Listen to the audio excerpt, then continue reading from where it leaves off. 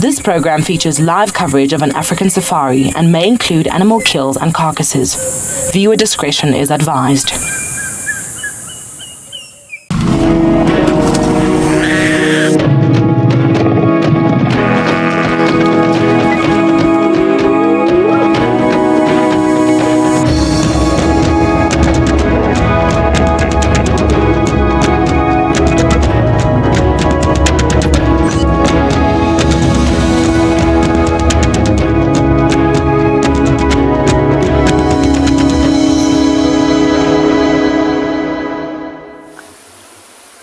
Good afternoon and welcome to Eco Trading Pridelands. It's a blistering hot day out here, and as I got to work this afternoon, the temperatures was 42 degrees in the direct heat.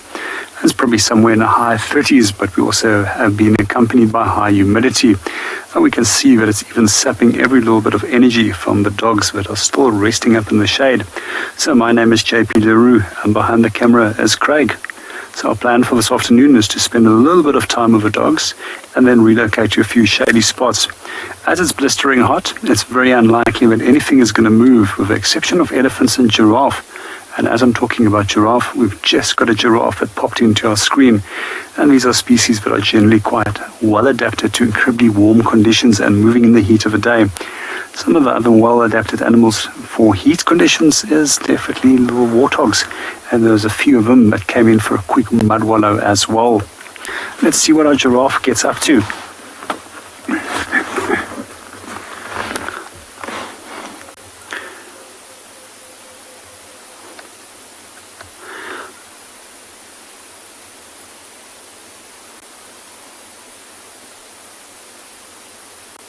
So for those of you that are joining us for the first time, you're more than welcome to pop us questions on the website by simply registering on the WildEarth website.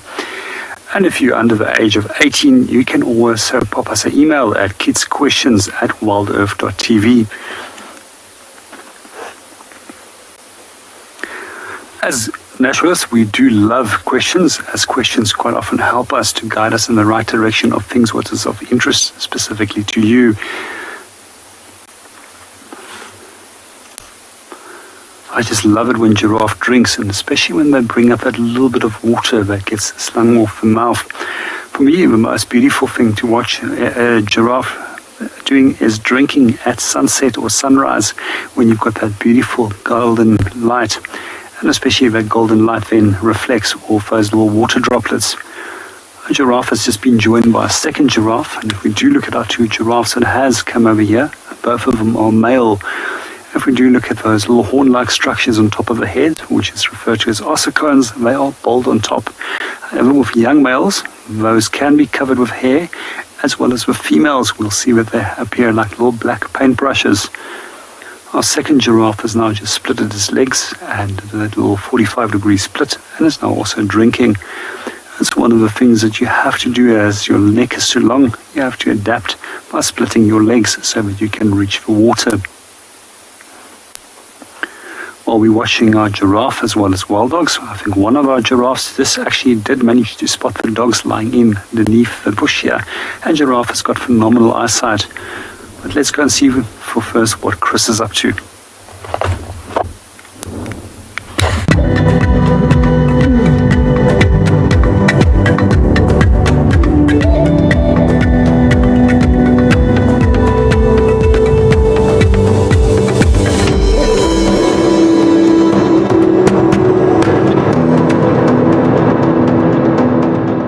Like today is going to be a very, very hot day. We just saw a leopard right there. Is that Tessa? Right there where Tessa is now. It went into the drainage. Literally there where they were just before Tessa arrived. And you can still hear the wildebeest right next to me alarming, the monkeys in the distance, that sort of chatter. And I'm hoping that Tess can find it. My name is Chris, and I'll be operating DamCam this afternoon. And what a start, even though we didn't get it on air. Maybe that would be a good starting point for Tessa to go and look. literally where she was stopped.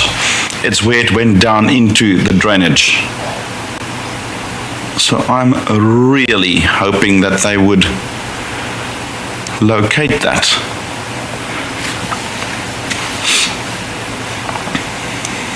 You can still hear the monkeys going. I could not see which leopard it was too quick. But it's definitely gone in somewhere there.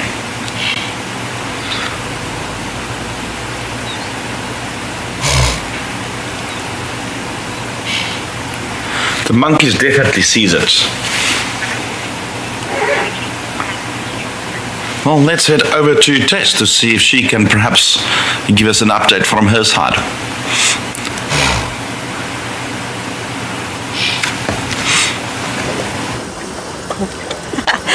Good afternoon, everybody. I don't have an update as of yet, but Morgan and I are about to dip into the drainage line to go and have a look if we can find the leopard.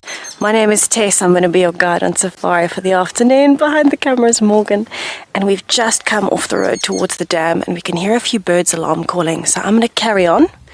Hopefully we can find this leopard. I'm not sure which leopard it was, but hopefully we find it. We can still smell popcorn. We could smell it when we drove over the dam wall. And so I'm wondering where this leopard is.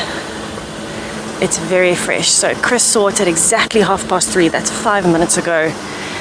And this leopard must be somewhere here in the drainage line. Oh, I could fit through there, Morgan. That's a good idea. Let's see if we can find it. So it is quite dense down here. It's a bit of a tamboti thicket, but there is an old established 2-track. In fact, there's quite a few.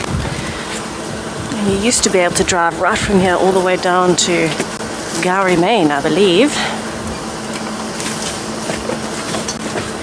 So we are going to do our level best to find this leopard this afternoon. Fingers crossed, everybody. Hopefully it's around here somewhere.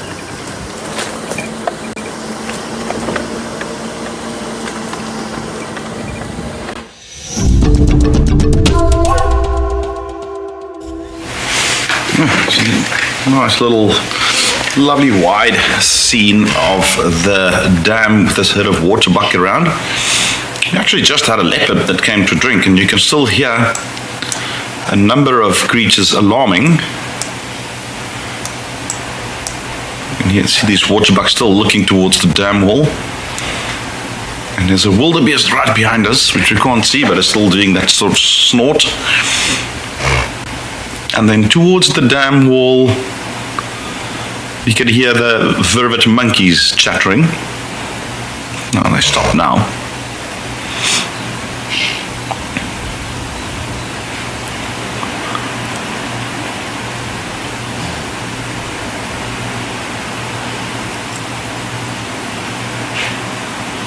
You can still hear the monkeys going there. So we've given Tessa some directions where the leopard disappeared into the bush, and hopefully she can locate it. Those monkeys definitely sees the leopard.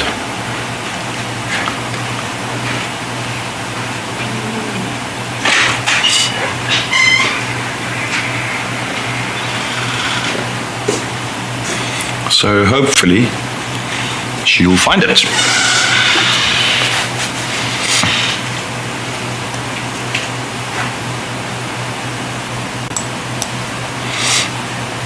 See, these waterbuck are still looking in that direction. Might be worthwhile for us to also just scan that area.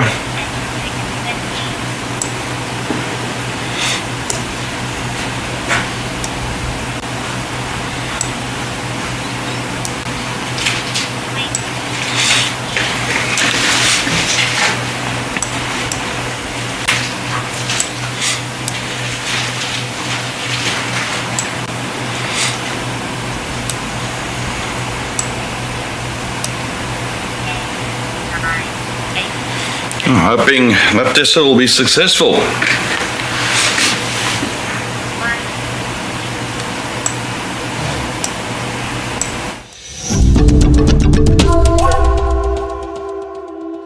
Surprise! We found the leopard. As we came down into the drainage line, we're about 15, 20 meters, okay, maybe a bit further from the dam wall. And here is the leopard. She was walking straight towards the vehicle and, in fact, looking at the impalas we saw just before we dipped into the drainage line. It looks like Tlalamba. She is quite hot at the moment. You'll see she's panting. But let's just sit for a minute and take it in and listen, because she looks quite interested. She's moving. Let's just have a minute just to take it in.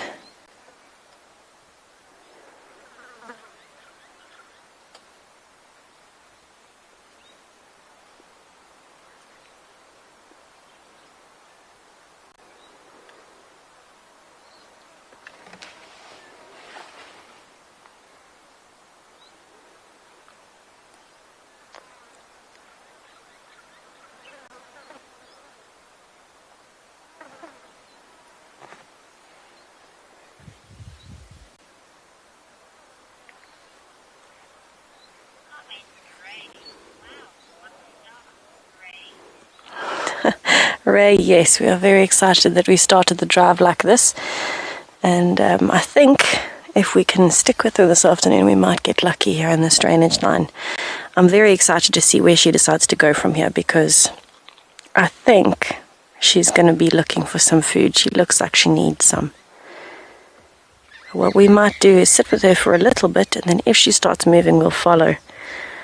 But for now, we're going to watch, and then we'll go around the other side so we can see her face. While we watch and see what happens, especially with the impalas close by, I'm going to send you over to JP, who has another spotted animal, his giraffes. Let's see what they're up to.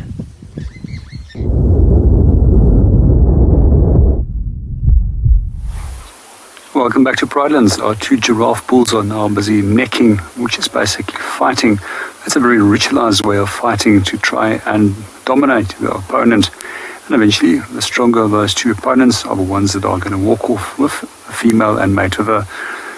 We sometimes will also notice when two bulls fight and the one takes the prize, when it does come to the fight, that will often mount the other bull and mock mate them, which is also some form of dominance signal which they will exert. Although it doesn't look very effective, these blows can be actually quite lethal. They can actually hit a shoulder or a leg quite hard and actually topple over their opponent. There's even cases where giraffes apparently have been crippled by their opponents. We're just going to sit and watch them and see what they get up to. At the same time, I find it absolutely fascinating to watch these two giraffes expending so much energy in the open sunlight. And in the direct sunlight, myself and Greg, we're sitting in the direct heat, and it's incredibly hot. But if you're a giraffe, you actually have a few tricks and you have up your sleeve, which makes it a little bit easier for you and which enables you to go into the direct heat of the day. And if we do look at those patches, they're very effective with actually dissipating heat. But also if you look at their neck and their legs, long, slender, and that also assist with actually getting rid of excess heat. It's actually amazing that most organisms out here cannot tolerate much of more than 2 degrees increase or decrease from their core temperature. But there is a few animals here in Africa which actually can tolerate quite a large amount of heat. Generally, we consider animals to be effective at 37.5 to 38, unlike us, which is generally 36.5. And we see that some species, such as oryx, can actually push up their body temperatures up to some 43 degrees Celsius. Well, that was an amazing blow that one just gave to the other. Let's see what they get up to. I'm just going to be dead silent. Let's watch our giraffe and see who takes the prize when it comes to this fight.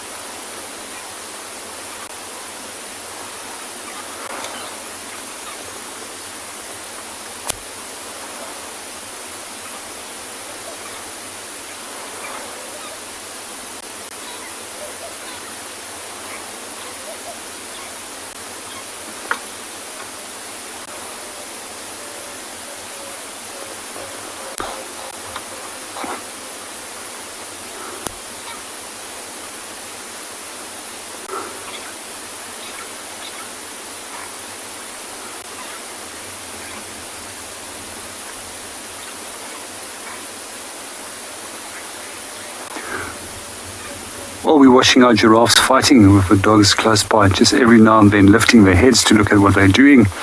Let's go and see what Tess is up to.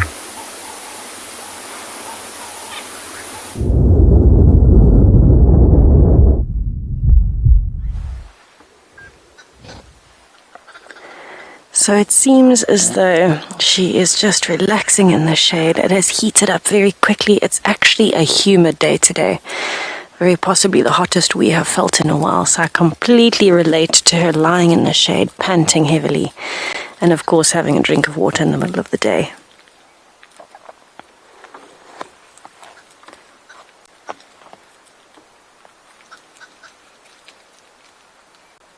There are quite a few birds calling around us. The impalas actually didn't see her, so they're still up on the other bank somewhere, just on the edge of the drainage line. But she doesn't look very interested. You can see she is actually having a nap.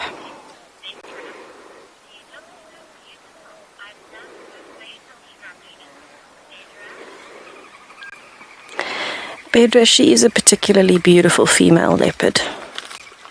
The princess.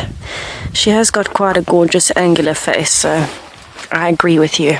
I definitely agree with you.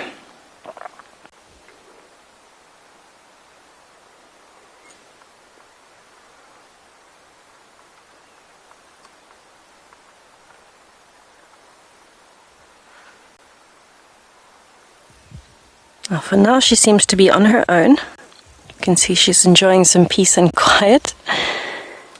And that's what we're going to be doing as well. But I'm wondering where she may have hidden her cubs. Somewhere in this drainage line, I'm sure, but probably further south.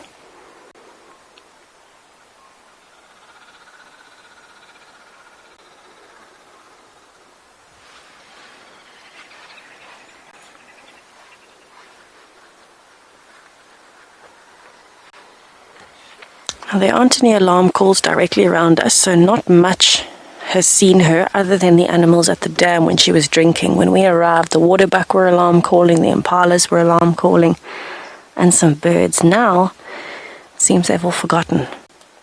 And down here in the drainage line, she's quite well hidden because there's a lot of dense cover with the Tamboti forest. She's chosen a perfect spot to rest in the heat of the day. Myself and Morgan, on the other hand, are in the direct sun, looking into the sun as well. So we are frying, but it's definitely worth it for Tlalamba.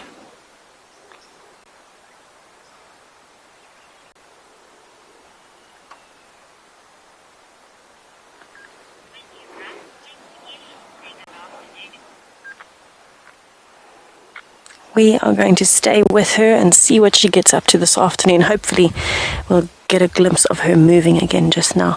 In the meantime, I'm going to send you over to my friend Kelly to say good afternoon.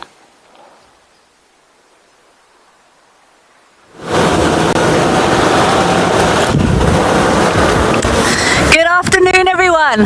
Well done, Tessa. So cool Tlalamba's turned up. After you heard alarm calls on Dam Cam yesterday, maybe she's been in there the whole time. I've decided to come and have a check not too far north of the dam. I know we've heard lions calling in the distance on Dam Cam for a couple of days now. So I'm just taking a slow drive along this cut line to maybe see if there's no sign of them crossing in. There's a beautiful roller just landed in this tree. Let's see if he's going to stay for you, Odie. This afternoon I've got the fabulous Odie on camera here with me. It's a beautiful roller. I think it's a European roller. It's quite difficult to see. It's got his head in the shade. Yeah, I think it's one of the European rollers. So these guys are going to be heading off soon. They're going to be stocking up. It's actually got a really strange colouring around the top side of the wing there. Sorry, Odie, you can't, that light's not great there. They're going to be feeding frantically on insects to make sure they've got enough energy for their long fly home. It's It's actually super warm this afternoon. I think we might be having a cold front coming in.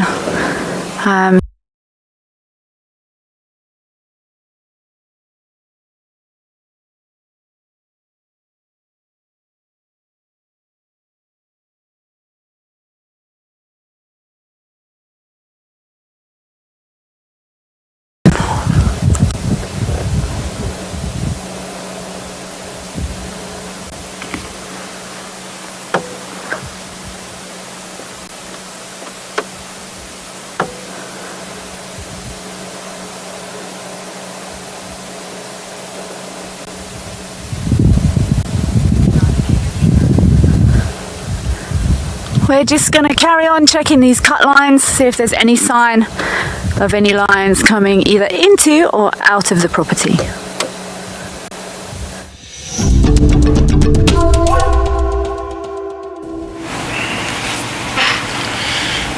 We managed to point Tessa in the right direction in order to relocate that leopard that I've seen on dam cam earlier, and I'm delighted that she could find it eventually. And you can see the waterbuck is still scanning the area. They are literally not sure where the leopard is now, but it's actually just behind the dam wall. We can't see them. They're right there in the drainage. And there's still the wildebeest somewhere around us that are also still alarming, knowing that there's still a predator around.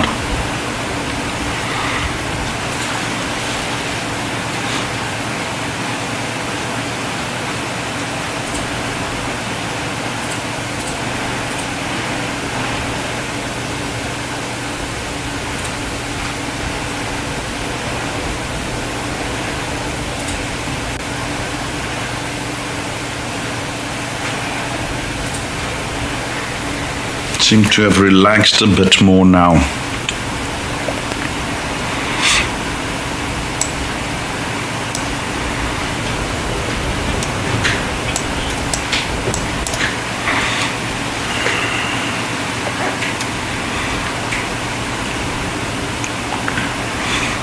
It just shows you the value of this dam cam that's operational 24 hours a day. And obviously, we only have it on air through WildEarth during showtime, but it is operational throughout the day, and it often would find animals for us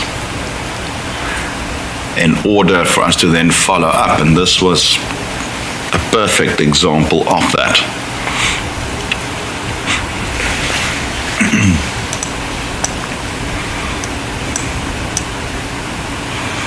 You see these waterbuck are very, very, very cautious.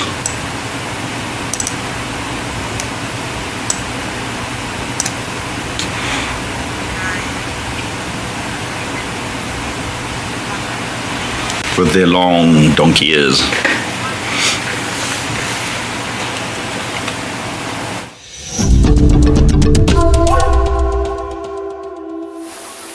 Welcome back to Pridelands. At the moment, we're still with the wild dogs and the two giraffe bulls necking. We don't know what to actually look at. The most endangered large carnivore one in southern Africa, or the two giraffe bulls that are fighting. But both is equally impressive to sit and watch. Let's keep on watching our giraffe for a moment and see where this fight goes.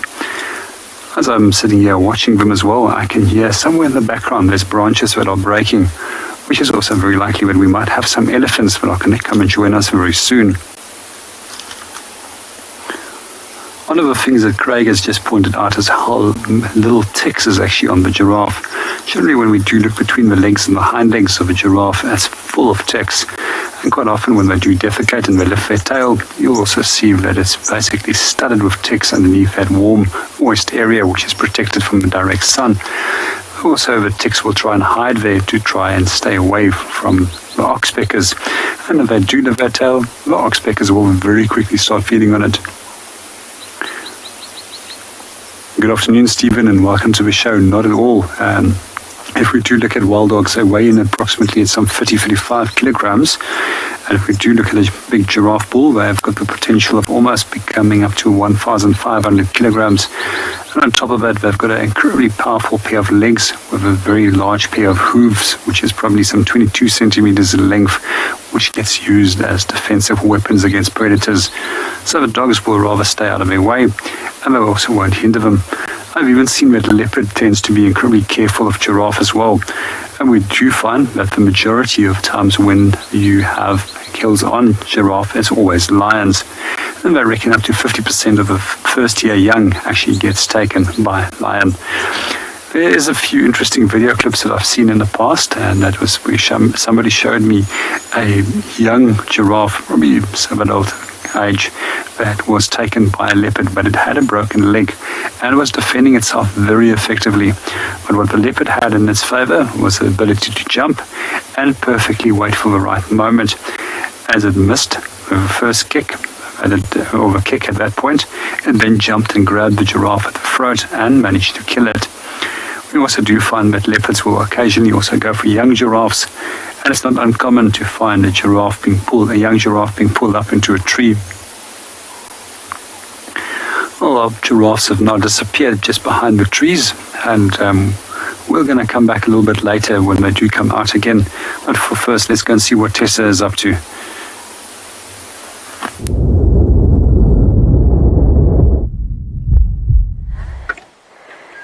Tlalamba has moved. She is now stalking up the side of the bank. We're back on Twin Dams Road, and she's sitting very patiently in the shade.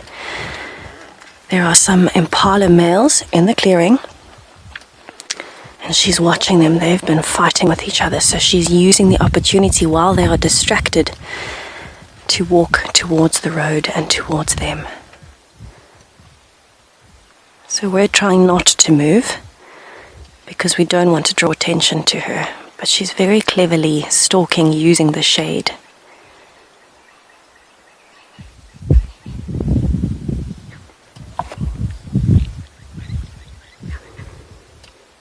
I love it when you can see those shoulder blades on a leopard, when they're half talking to themselves going, I need to go into a crouch here. You can see the shoulder blades protruding from the spine.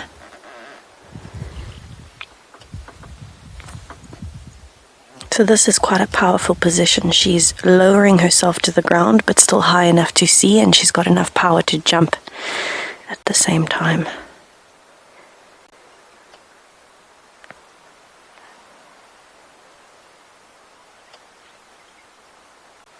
So we're going to wait and see what she does, just to show you where the impalas are. They're on the other side of the road. And they've been, you know that sound that male impalas make when they're kind of talking to each other while they're busy competing for dominance? They've been making that sound. That's what caught her attention and why she started coming up.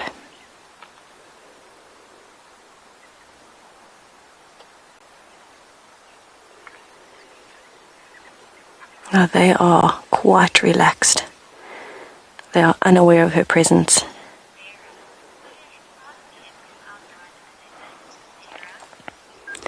Sarah, yes, impalas are faster than leopards. So leopards use the surprise technique. They'll have to stalk very close and surprise an impala, because if it doesn't have enough space to gain that speed or gather that speed, it won't be able to outrun a leopard if the leopard is close enough to pounce and pull it down with its weight. So these impalas, where they are in a very tough position. They're in an open clearing, which means she won't be able to get close enough to surprise them. She might choose to sit and wait in the thickets, which is exactly what she's done now. She's waiting in a thicket for them to come closer to the dam later on, and then she can surprise them in the thicker part next to the drainage line, as opposed to in the clearing. But you can see they don't know that she's here. They're actually looking in the opposite direction at the moment. I don't know what they are hearing, but they're looking down into the drainage line instead of up towards the dam.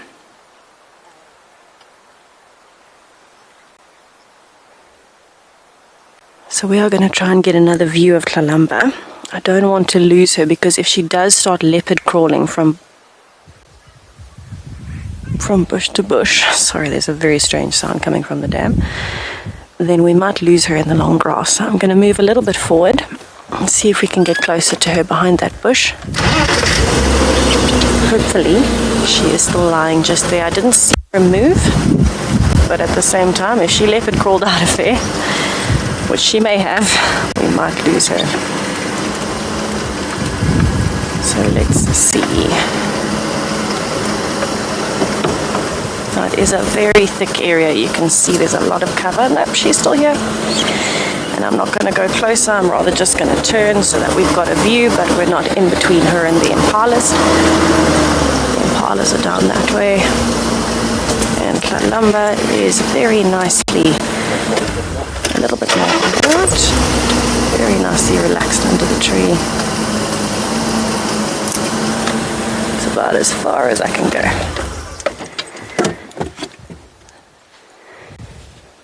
Very cleverly lying where there's a bit of a branch that's fallen on the floor too. Nice cover.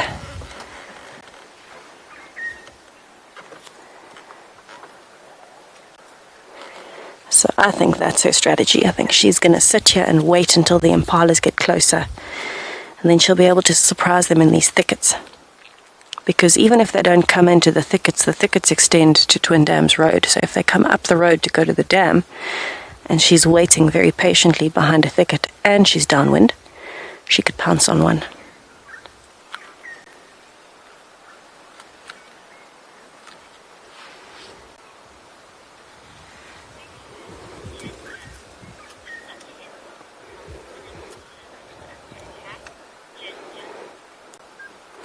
Ginger, it wouldn't be very common for other impalas to come to another impala's defense. Normally, the general reaction is to alarm call and run or stot. Stotting is that display where they bounce from their back feet to their front feet, but that's more common with wild dogs hunting. I have certainly not ever seen impalas come back to try and chase a predator off of another impala. Impalas have very sharp hooves though, very sharp horns, so they can put up a decent fight. And they are faster, so provided they can keep their wits about them and their senses strong, and they're aware when they're approaching a waterhole, which they should be, naturally, because it attracts predators, they should be able to avoid her most of the time.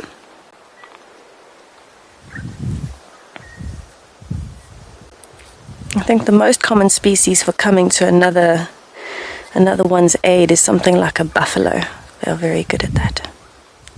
But we're going to wait here with her and see if she decides to move. And I'll send you to Chris to see what else is happening at the dam.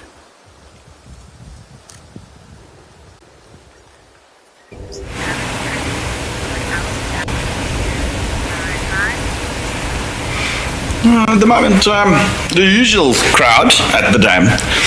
And I've been trying to see if I can't get another sneak peek of Tlalamba, and I could only see there's this vehicle. We have got our own predator stalking its prey here.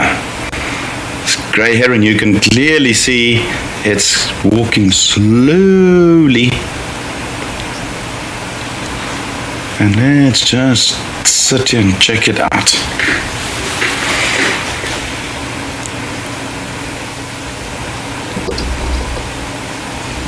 Almost stalking something, a fish or a frog or something.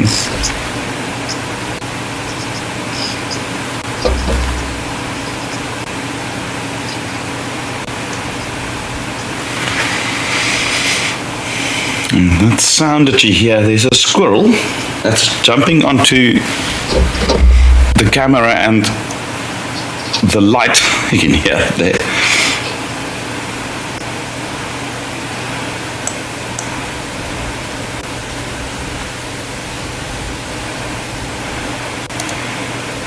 And every time I'm trying to frame him up, he runs.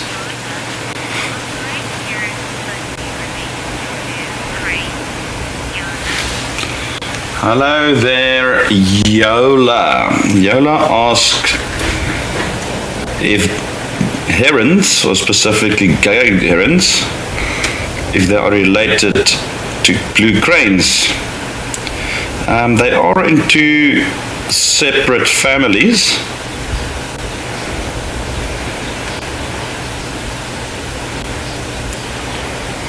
And I can't actually recall which exact taxonomic names it was, but they're not in the exact family.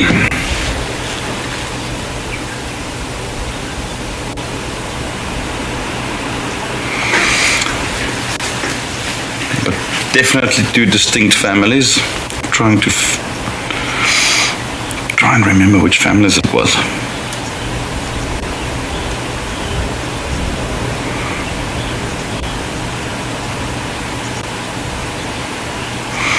Even though they do look very, very similar. I think it was the Cruidae or the Gruidae or something like that the cranes belong to. And they also fly with their necks stretched out, whereas herons fly with their neck curved into an S shape as well. I mean, that's just from an appearance perspective. I know that herons belong to the bird family Ordiidae, that I can remember. They're definitely different families. I'm sure the cranes is Cruidae or Gruidae or something in that line. When we're talking first year taxonomy, you know. Well, it looks like my predator's not successful. Let's see if Tessa's predator can be more successful.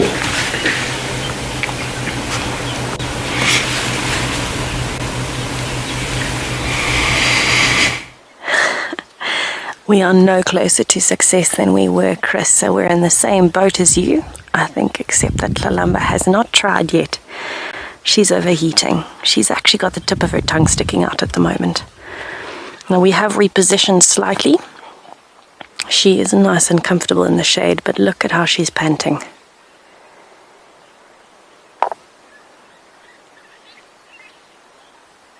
So she's trying to get the wetness of her tongue to evaporate so that she can cool herself down a bit by breathing over her tongue.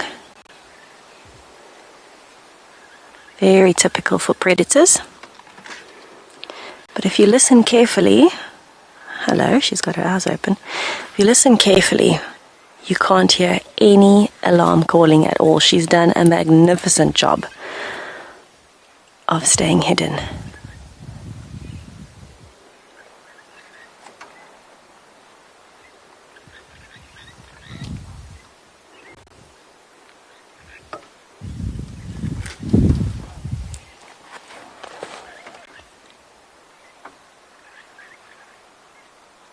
Look at that camouflage.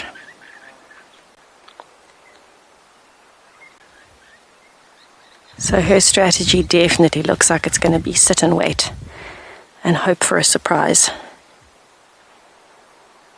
But this is why a leopard evolved rosettes as camouflage. You cannot see her unless you know where you're looking.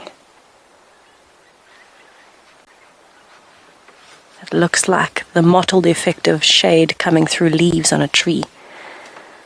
And she's using it to its best advantage at the moment while she's relaxing and trying to cool off. The giveaway is that little patch of light on her belly as she's panting.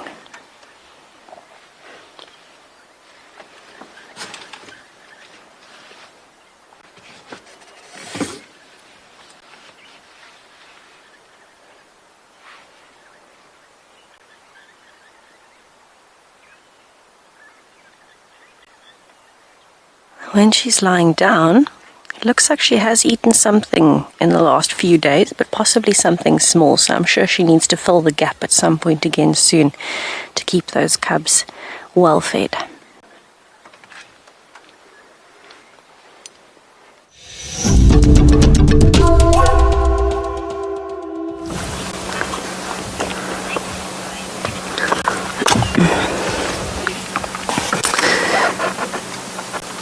It's still incredibly warm this afternoon, and we're still just cruising the cut lines looking for some shade.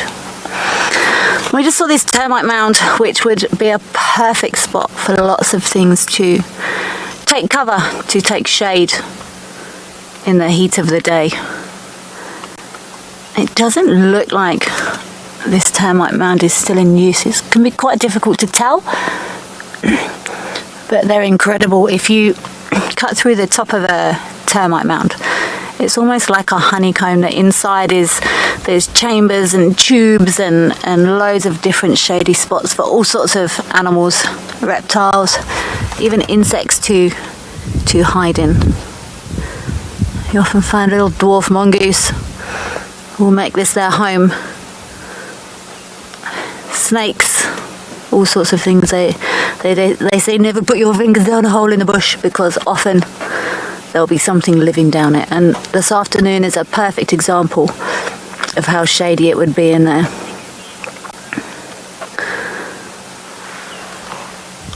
You can't see it too nicely on this termite mound, but often you will find the grass has been utilised around the edges. And these termite mounds are tough. They're basically made from termite spit and mud. And elephants can lean on these if you go and even try and do any damage to these termite mounds. It's almost impossible to use your hands to break these up. They're incredibly tough. Amazing that these tiny little insects can coordinate just using chemicals to create these amazing structures that some architects have even tried to simulate on occasions to help with ventilation.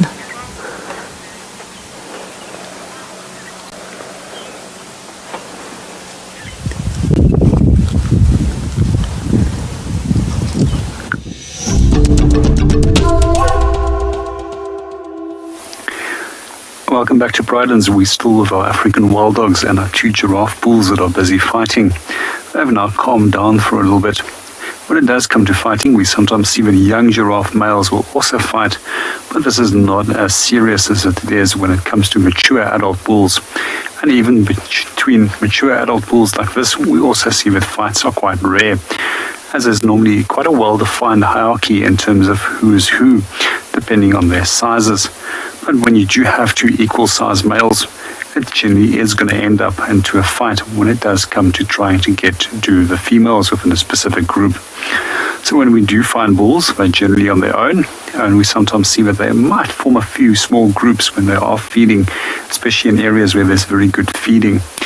In general, we see females tend to be more likely to actually associate with one another, but we also find that there's absolutely no fixed social structure when it comes to giraffe. They just simply come and go as they want, and there's nobody that's the leader within a specific group. And when it does come to males, they simply mate and move on and show no further responsibility towards the young. And if you wondered what the gestation period is for a giraffe, it's roughly some 457 days, which they will take before the young is born. I was going to have a quick look at what the dogs are doing.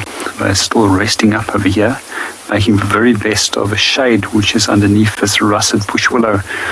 A few moments ago, the sun was actually a little bit obscured by the clouds that started moving in front of it and made things a little bit cooler for both ourselves as well as for the dogs. And when he saw that they actually displayed some form of behavior and moving around a little bit and then went back to go and rest again, I think they're going to start getting up very soon again and reposition themselves as if the sun is now catching up with them.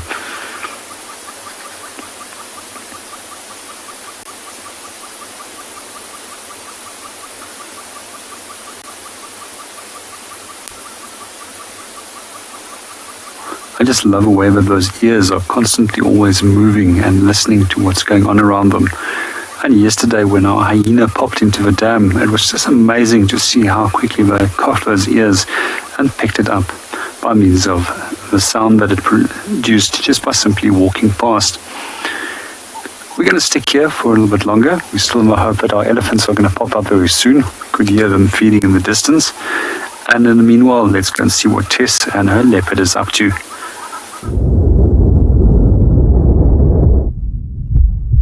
She She is a very sleepy leopard this afternoon, and I cannot blame her. Myself and Morgan are in the full sun. Melting, yes, we are melting. We're becoming puddles in the car, but worth it. So I fully agree with the position she has chosen. Nice and shady. Hopefully the ground is nice and cool. And she can just sleep off a bit of the heat until she wants to move a bit later.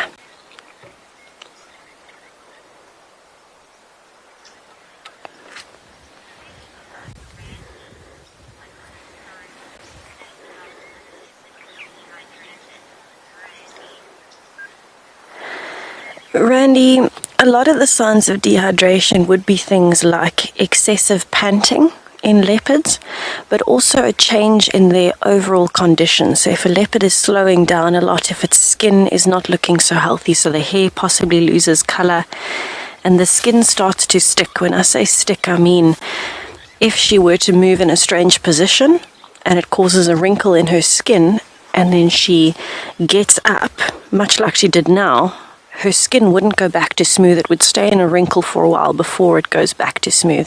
That's quite a common thing with dehydration, because your skin loses a lot of moisture and the layers underneath as well. And so it can't retain its usual fluid shape. I want to say fluid, that's not maybe the right word. But normally your skin would fit back to your body. And when you're dehydrated, your skin will stick and won't go back to its original shape very easily. It'll take some time. So those would be the most obvious ones that we would see from a distance. Of course, there would be other signs, maybe like the mouth and the eyes drying out a bit as well. But it's quite tough to tell with a wild leopard. But we're going to stick around now that she is moving a bit. Maybe she'll get up and hop to the next bush. And I'll send you to Kelly in the meantime to see what she's up to.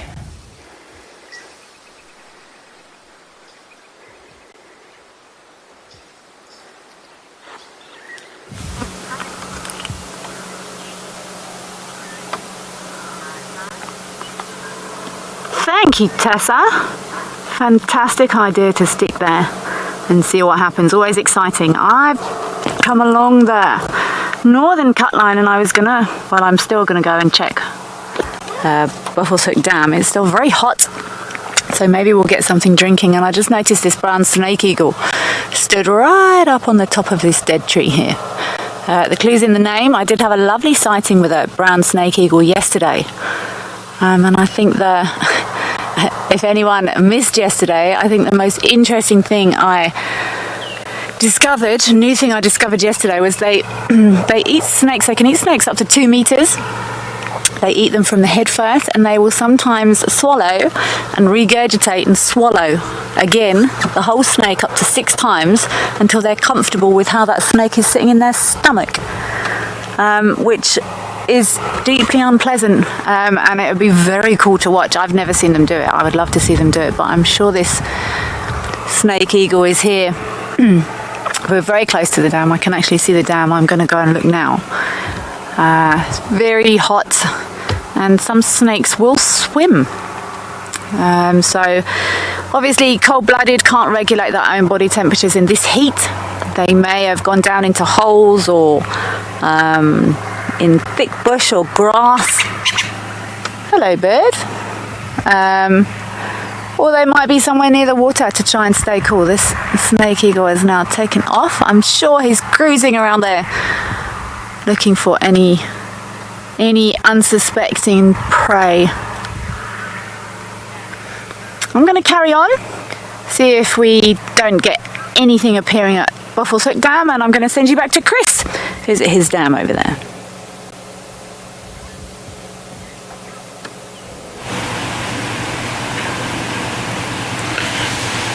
He's been watching the waterbuck, who's now 100% relaxed and calm. They've obviously forgotten that there was a leopard here just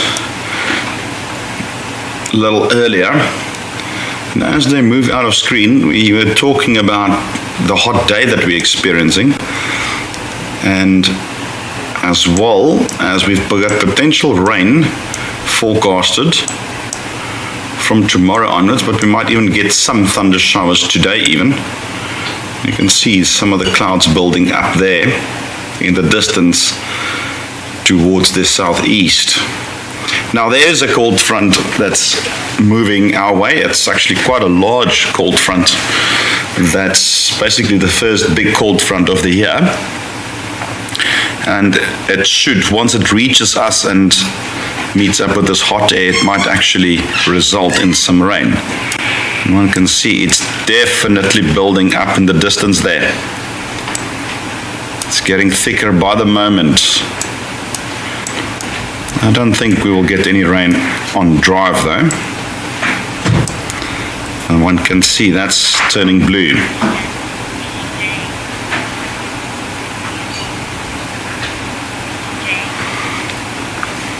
Hello there, BJ. BJ wants to know what we call a newborn waterbuck. Generally speaking, BJ, on the large antelope, we'll refer to it as a calf, much like we do with cattle. And the smaller antelopes will refer to it as a lamb, much like sheep. And interesting is the antelope that we use to sort of divide it between calf and lamb is nyala. So anything bigger than nyala would be called a calf, and everything smaller then in terms of antelope will then be a lamb.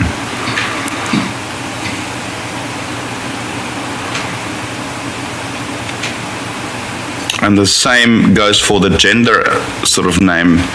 Everything larger than nyalas will be bull and cow, and young will be calf. Anything smaller than nyala will be ram and ewe, and obviously the young will be called a lamb.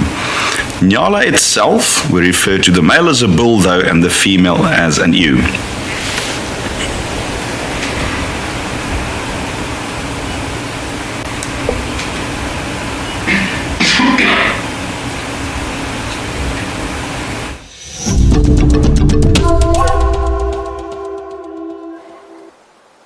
So it seems the princess has repositioned. She's facing more towards the impalas now, but is still nicely relaxed in the shade. Now, it is a lovely afternoon, and I think it's worth just watching and listening.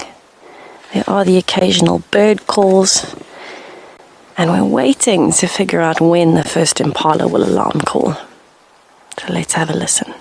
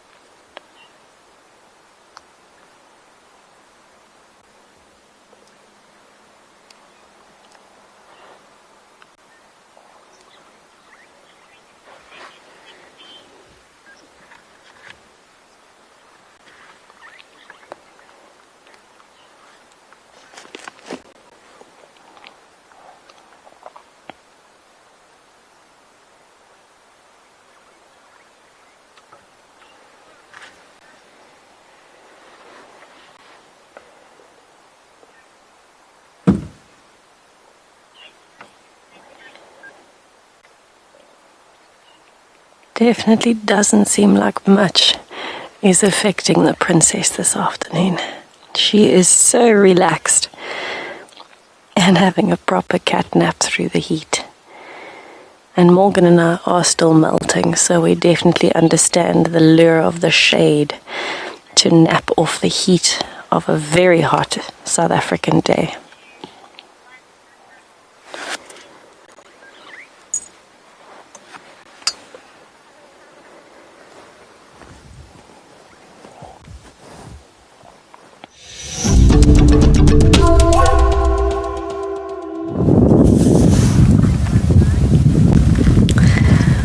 just got to Buffalo's Hook Dam.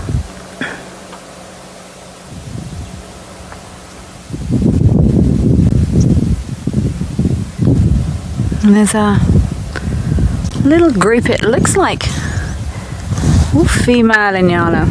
The typical social structure of these Inyala is mostly females with maybe the latest calf and the calf before that. So you don't normally find big groups of Inyala the way you would with Impala or some of the other antelope.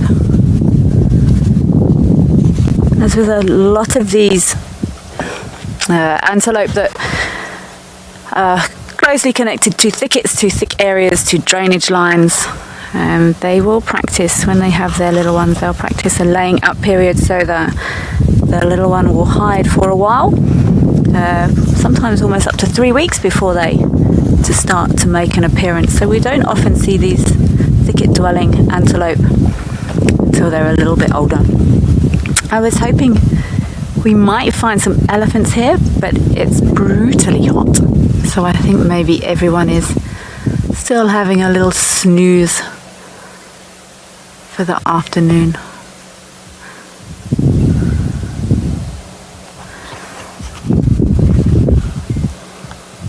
This girl is looking nervous.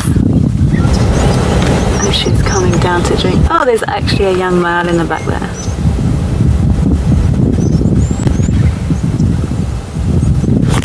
It always surprises me how these tiny spindly little legs and these tiny hoofs, in my opinion, in relation to body size, they're very small.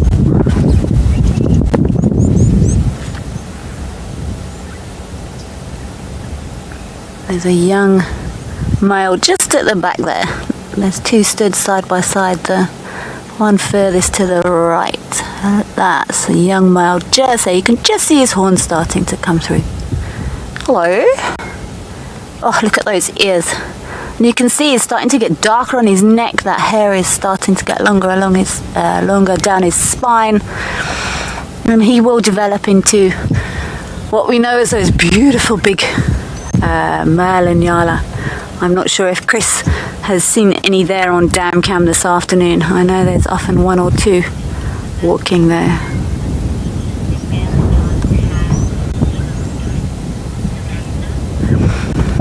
Samantha, what features do male Inyalas have that females don't? Oh, this is a lovely, easy one. Thank you, Samantha. They look completely different. It's in a lot of the species, it's a little bit more subtle, but in Inyalas, they look completely different to the females. So it's a high level of sexual dimorphism. They're much darker. They're almost black. They've got lots of fur under their bellies, under their necks. They've got beautiful, I call them yellow stockings. I don't know if that's the technical term, but to me it looks like they've sort of walked up to almost halfway up their thighs in yellow paint. And when they're displaying, when the male, adult males display, they fluff up all their hair all the way along their neck, down their back, down their bellies, and they basically stand side on, and they look huge, and obviously they've also got horns, where the females don't. So it's actually a really nice question. Thank you for that, Samantha. That was an easy one. If we see a nice male Inyala this afternoon, I'll make sure I stop and point him out to you. If not, maybe we can ask Chris to keep an eye out there on dam cam. Wow, it seems we're all sitting at dams this afternoon. It must be warm. I'm going to send you over to JP, who's also sat by a dam.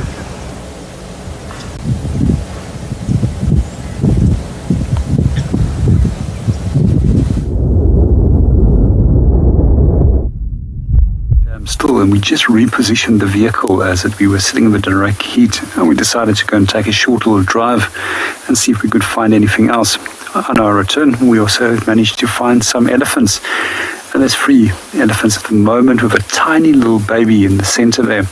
And that little one was trying to have a little swim a little bit earlier, but also one of the things that you'll notice is that its trunk is still not being able or fully developed, and it actually has to push its head into the water to actually be able to drink.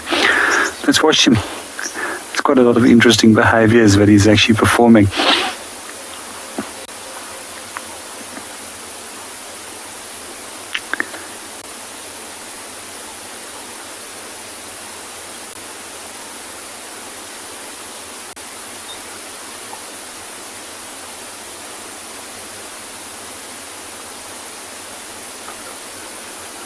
It's always amazing to think of it, that a little elephant like that is born at an approximate weight of some 120 kilograms, and it has a potential of reaching well over 10,000 kilograms.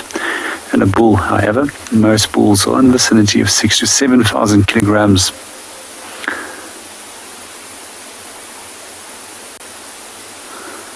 It's most likely that they're going to go onto the opposite side of the dam now, where it's a little bit more muddy and there's a lot of loose mud.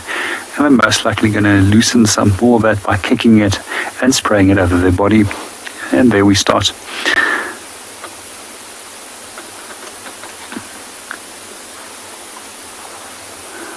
I must admit, on a warm day like today, I also wouldn't mind a shower from an elephant. It's quite warm, and as we mentioned earlier, it was already 43 in the direct heat. There's a lot of activity at the dams at the moment, and it's because it's so incredibly warm, and that's why it just made perfect sense to actually go towards one of the dams and come and see what's going on over here. We'll most likely go to the larger dam a little bit later, or stick around here and see what happens. It's still too warm for the dogs to actually do anything, and if they do go out and hunt, it will most likely just be after sunset. There's a big elephant bull that's now also coming into the picture.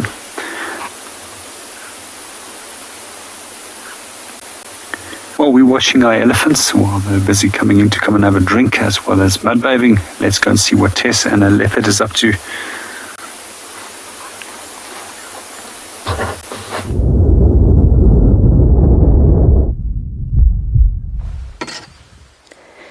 Tlalamba is definitely still having a cat nap. She's repositioned slightly again, so as she's getting hot and sweating with her skin against the ground, she moves so that that part of the skin that's sweating more is then exposed to the wind, and it helps her cool off a bit. So she's shifting every now and then, but very minor shifts. She hasn't changed the bush that she's under. She's just moving her body position bit by bit every few minutes. Now again, the giveaway is that heavily panting stomach that you can see catching the golden light.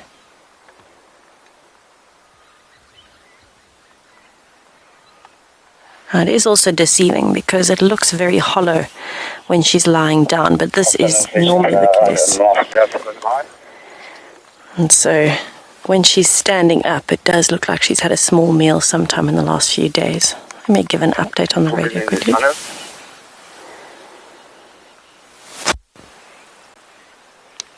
Good afternoon, stations. Tess from WildEarth. Can you copy me? I copy you. Can you update you guys?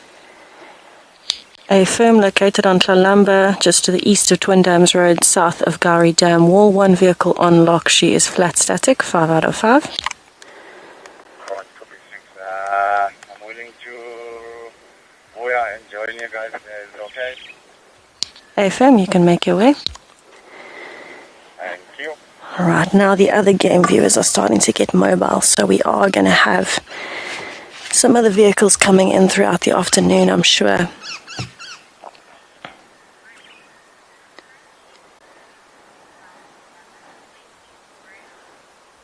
Ruth, definitely. Other leopards will be able to smell even hyenas and lions when they sweat, not even just another leopard. So the predators have very strong senses of smell, as do things like impalas. And so they will be able to smell even in a track. If a leopard leaves a track on a very hot day, you might find a bit of sweat on the track as well, and they will be able to smell that. Very much like we can smell other people's sweat, it can be the same thing, and it will differ leopard to leopard, and they will be able to pick up on that scent.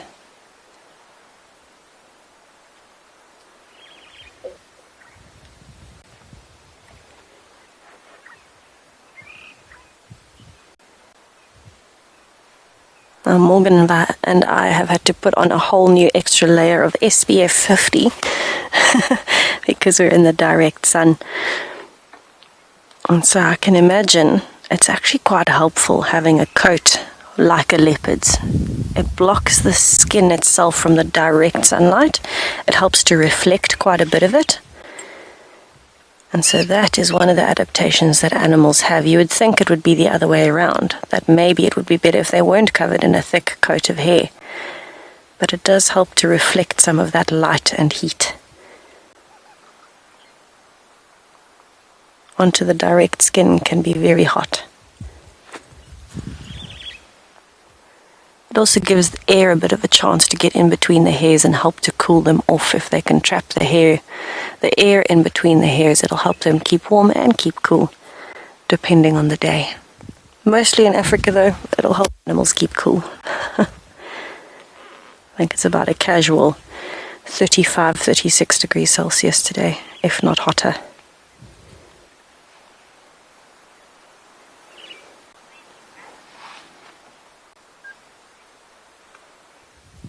We're going to stick with her for a while longer. Hopefully she will start getting up and moving now that the breeze is starting to pick up a bit, and as the sun carries on moving towards the horizon.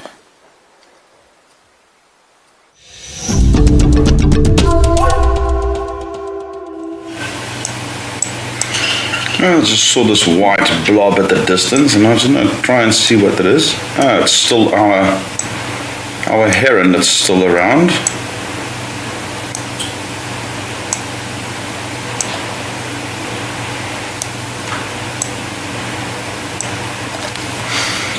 He's still hunting some fish or frogs or something there. A lovely reflection of him in the water there, or her. Not entirely sure if it's a male or a female.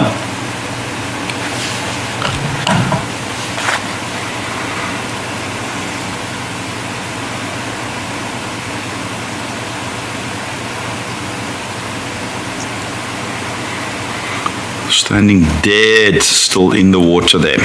Just hoping a fish will come close and can zap it with that long spear beak of it.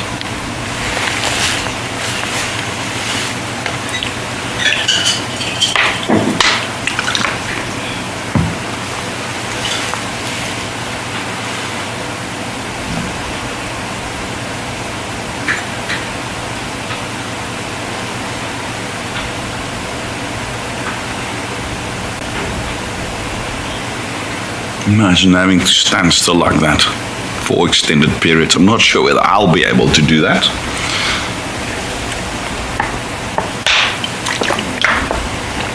I think I can't even stand still for 2 seconds.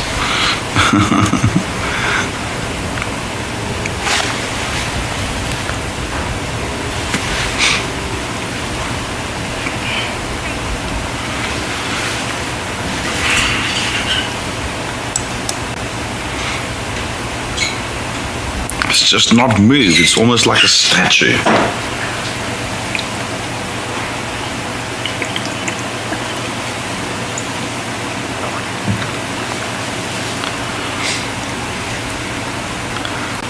Unbelievably patient, isn't it? Really awesome.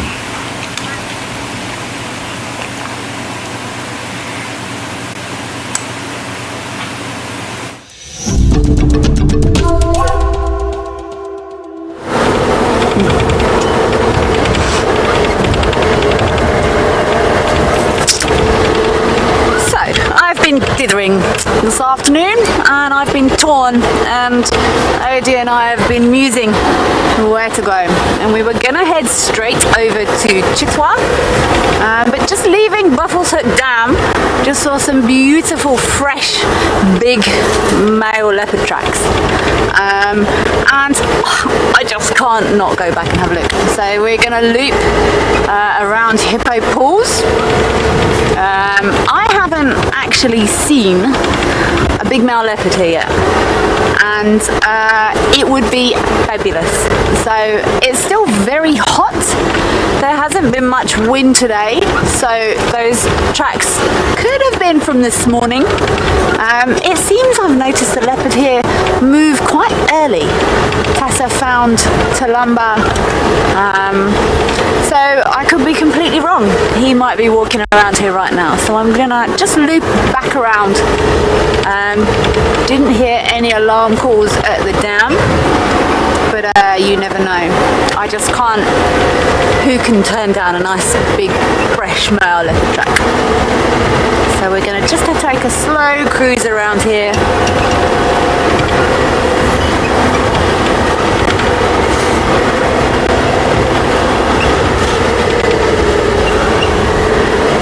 I'm going to carry on driving nice and slowly, and I'll send you back over to JP for now to see what's happening at his waterhole.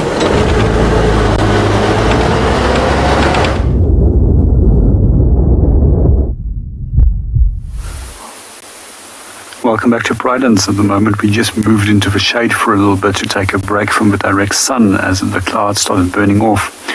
We just had two very impressive kudu bulls that approached the dam. You might still see one of them over there. However, the elephant bull is actually trying to chase him away from the waterhole. But also at that very moment that he was chasing them, the wind direction changed and they actually started smelling the wild dogs. I actually have seen wild dogs in the past going for kudu, but never for full-grown males. If you wondered what a full-grown male kudu can potentially weigh, well over 300 kilograms, which makes them the second heaviest of the antelope species out here. They also have the longest horns of any antelope species. However, quite often people will think that it's actually oryx, but the twist is also taken into account, and the measurement for their horns is sometimes anywhere between 1.7 and 1.8 meters on record. And that's a very big set of horns. And within the next month or so, these males are also going to start rutting, and generally they start their rut here by the end of April and into May, and this will continue into August, September. And you'll see that the males will start battling one another and quite often have their horns stuck to one another, eventually ending up breaking one another's necks.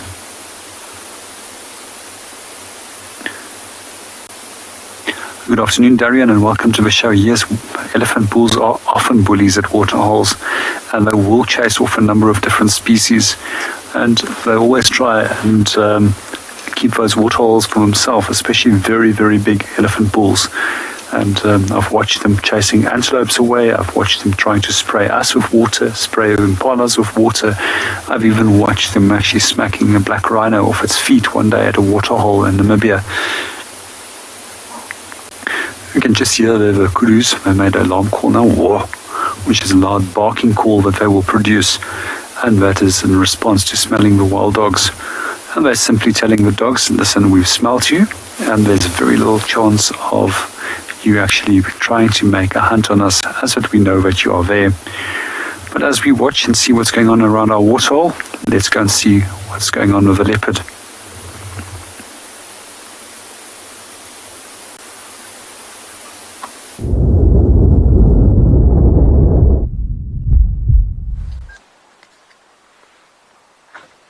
We've had yet another body repositioning from the princess. She seems to be waking up a little bit now. You can see she's starting to groom. That's because we had a lovely break from the sun. There was a bit of cloud cover and it cooled off almost instantly. And she immediately started yawning and moving and then flipped over very playfully onto her side. And now she's relaxing again. Now, I'm fairly adamant that she was here last night. I had a whole lot of different animals alarm calling on dam cam. I had baboons and monkeys and birds and bushbuck barking as well. But it's so hard to find a leopard from just alarm calls on the dam cam. And luckily, Chris heard the alarm calling this afternoon from Nyala's actually. and had a look around and noticed a leopard on the dam cam. I am fairly convinced it was her here last night still, but just very well hidden. As you can tell, if we drove past now, we wouldn't see her from the road, which is 10 meters away from her. Only reason we've got such a lovely view is she's currently lying on a game path. Have a look at that clearing. You can see the path straight through in the middle. And that's why she's so nicely exposed.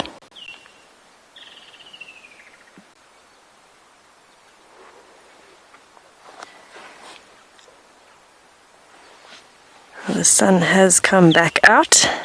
It is heating up again by a good few degrees Celsius.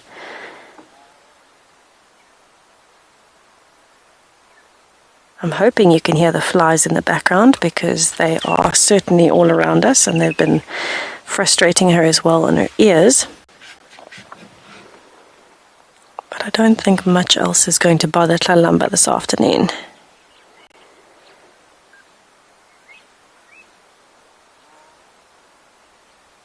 But it is a very relaxed afternoon. The birds aren't even alarming. The calls that you can hear are just the normal, everyday chitter-chatter of the birds with each other.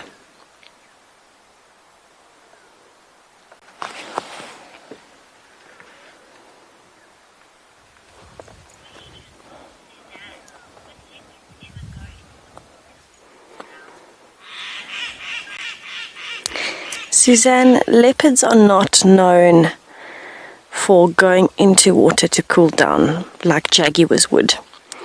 They are more like lions. They're trying to avoid the water as best as they can, unless, for example, they're forced to hunt in the water, something like catfish or barbel. Then you might find they might enter the water, but no, they wouldn't go into the water to cool down. Preferably they'd find a tree that's nice and high up with a lot of shade and that exposes them to the breeze. Or like Tlalamba's doing now, find a nice shaded area where she can stay hidden. And hopefully the breeze picks up. Because we haven't had much of a breeze today, it's quite difficult to find a spot to cool down, even in the shade.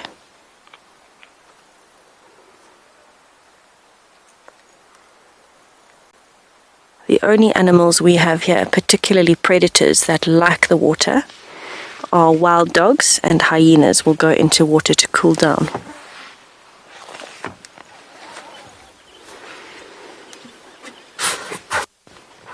Now, I believe Tlalamba used to have a den site very close to Gowrie Dam, very close to where we are. It was around 500 or so meters south in the drainage line. So I'm wondering if she hasn't taken her cubs back to that den site, as she does. She recycles them.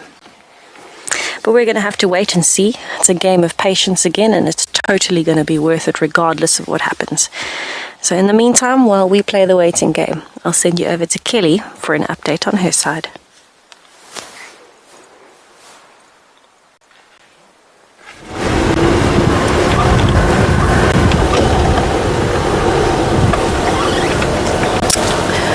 My update on my leopard tracks is I don't have a leopard.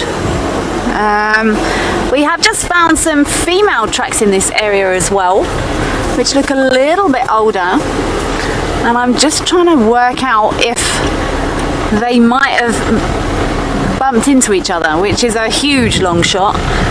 It could be that this male has crossed this road I'm on now and disappeared off in completely the opposite direction. The thing about tracking is it's not fast, and as I've said before, I miss my tracker hugely. I'm not the most patient person in the world, but the thing about tracking is you have to take your time. You have to check things slowly, and sometimes it can be incredibly boring. If I'm honest, you have to, if you're going to track properly, you really need to do it on foot. You need to do it through blocks, and the way we track animals, as you know, we found just close to the dam very fresh, fresh-ish leopard tracks going towards the dam, and the way I would normally do it.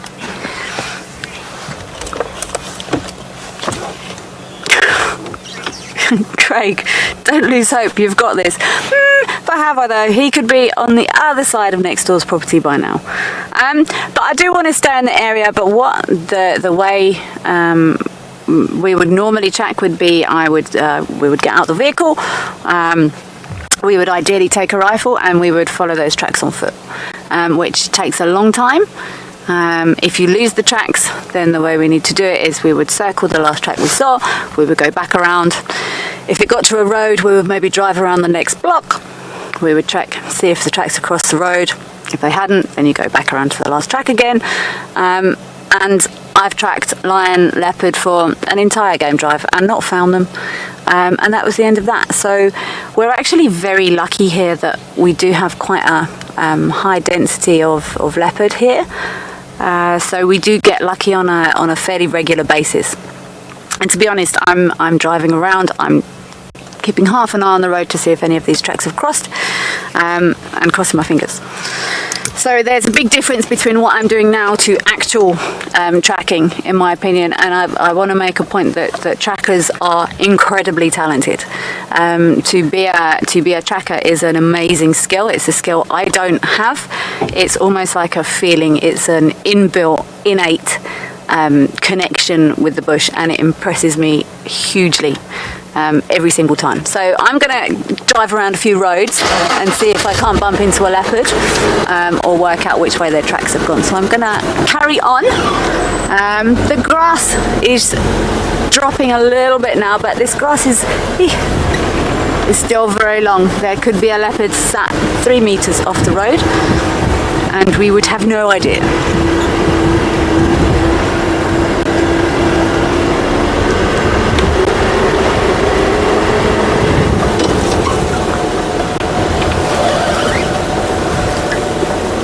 So I'm sure you've seen all of us do it.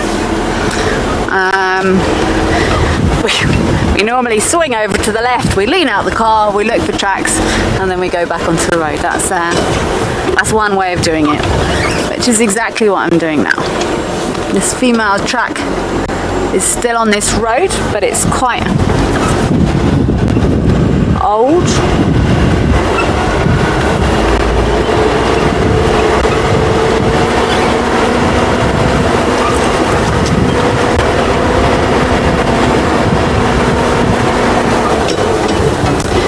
I'm gonna continue swinging on and off the road looking for leopard tracks.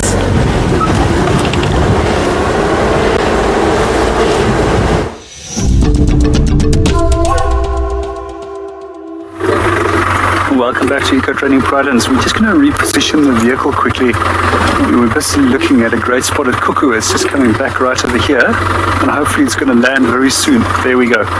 And what it's busy doing is actually soliciting for food from a foster parent. And the foster parent in this case is a Birchall's starling. And when it does come to great spotted cuckoos, they often will parasitize either crows or different species of starlings. And what we do find is because the chicks are generally so large, they don't evict and kill their hostess young like with the smaller cuckoo species, but they eventually outgrow them and smother them inside the nest. At this point, it exclusively has all the food just for itself. There's a few other key features that you can look for when it comes to great spotted cuckoo when identifying it.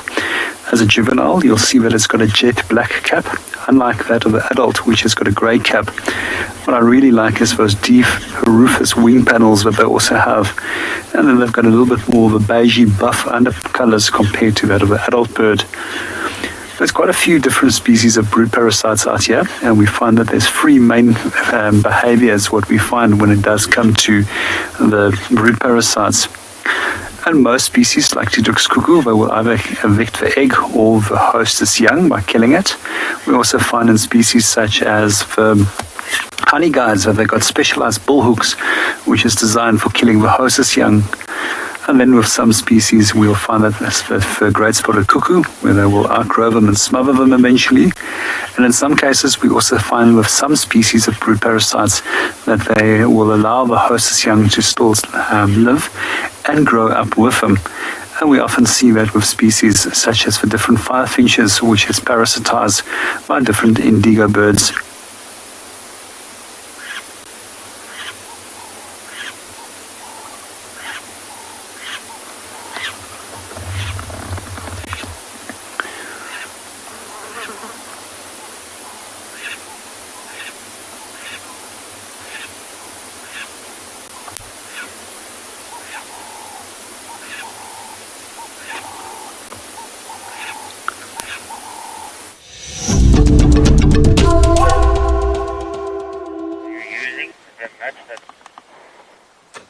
we have once again done a rotation.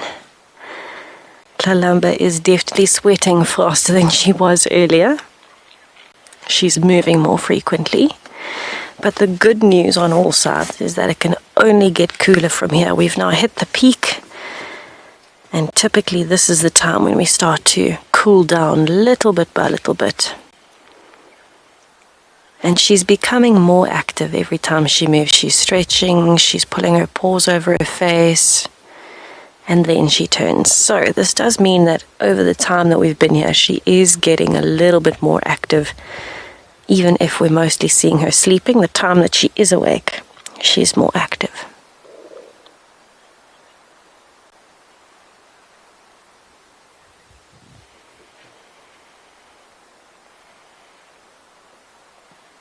And we have been trying to find out where the impalas are. We can't see them anymore.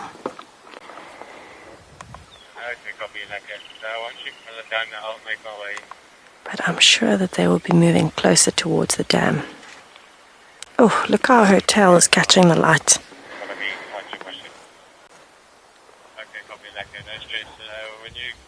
Such an important method of communication in leopards.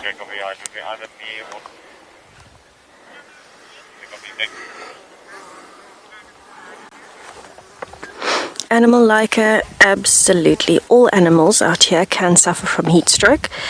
It's unlikely in an adult in an area like this, where it's more prominently seen is, for example, if something was to happen to Tlalamba and her cubs ended up without a mother, or even an elephant if a calf was left alone without its mother for whatever reason, and there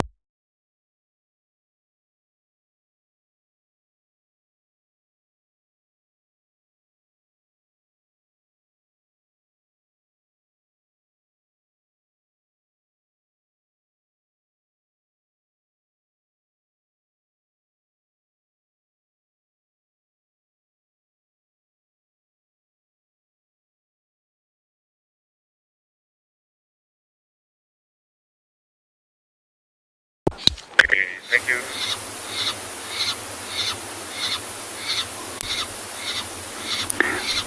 Welcome back to Pridelands, and you just crash-cutted there in the right moment. We just lost Juma there as the signal just went, and we spot on with a great spotted cuckoo and the host, which is a virtual starling. And our cuckoo is now busy soliciting from the parent. I just love watching this. I wish I could actually get a quality photo of this. However, my camera is not going to work to try and even photograph this. So when it does come to great spotted cuckoo, as well as a virtual starling, you can see that it's two very different species. And a few months ago, this little young nest was parasitized by the adults, and the starling, interestingly, doesn't know the difference between its own egg and that of a host, and neither does it know the difference between its own young and that of a host species. We just pointed out there's a few little differences between the great spotted cuckoo in terms of adults versus juveniles, and the adults have got a grey cap and not a jet black cap as what we see over here. And neither does it have a sort of rusty wing panels which we see with a young great spotted cuckoo. These birds are intra-African migrants, and they will migrate into southern Africa, and they come and breed over here by simply dumping their eggs in the nest of the starlings. In this case, they do grow up at first with the starling chicks, but eventually they become so big that they just simply smother them. There's also a few other strategies which many of the cuckoos and brood parasites will use, and that's simply by throwing the egg out of the nest or by killing the hostess young. And especially with Diederik's cuckoo, we see that there's like a hollow on the back, and they will actually flip their wing underneath the egg or underneath the hostess young and then roll it out of the nest.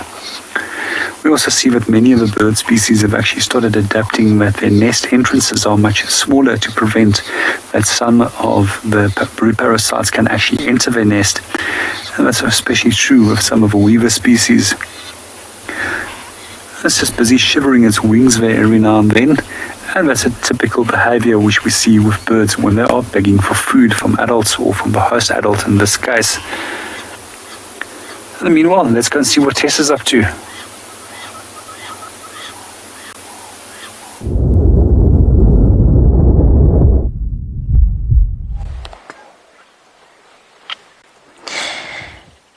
In an absolutely shocking turn of events, we are still sitting with Tlalamba, waiting very patiently for her to move. And she seems as though she's in dreamland. Earlier, her tail was flicking a bit, and she seems to have stopped moving her tail completely. So I think she's in a fairly deep sleep at the moment. And this is good. She's a busy mum. She needs the rest.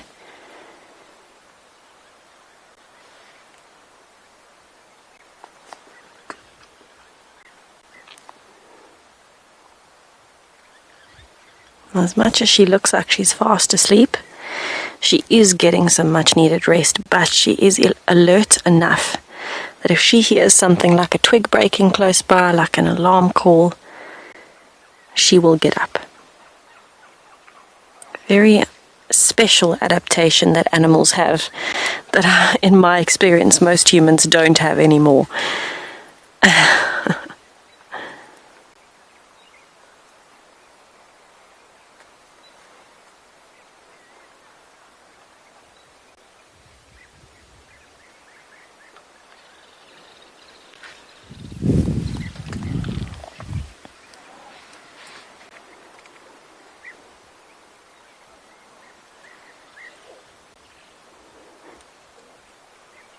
From this angle, you can see how defined her shape is compared to other female leopards in the area. Very well-defined jaw, angular face, absolutely beautiful. Willow, yes, leopards will drink water at any waterhole whenever they have the chance, whether it's full or a little bit muddy when it's starting to go empty. They will drink whenever they get the chance. They have to drink fairly regularly compared to some of the other animals that can go for longer periods. Because the predators eat so much red meat, it means that they have to have a regular supply of water to help them with digestion. Also bear in mind, she's a mom, she's producing milk. So that's another important thing for her to have, is enough water and enough nutrition to turn that into milk.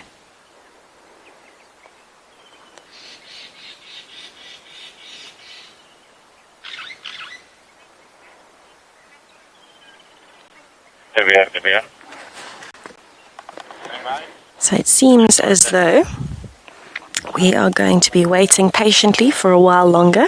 While we do that, let's head over to Chris to see if there are any other predators at the dam.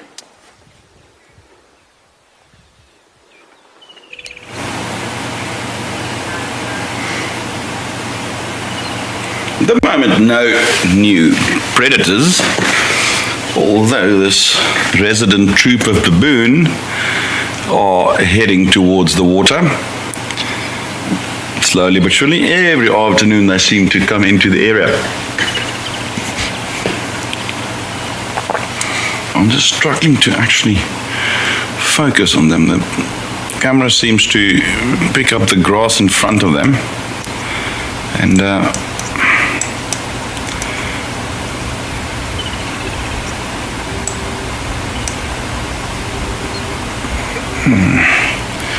we'll see just now. Just love it how those little ones, you can see that one coming from the top, how the little ones sort of under the mum's belly holding on. And then as they grow older, they start to ride on the back like a little jockey.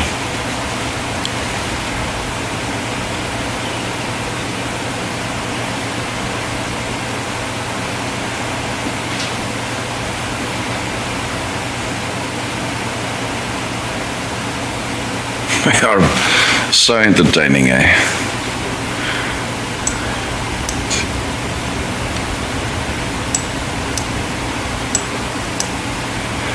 Let's see if we can't, if we zoom out a touch.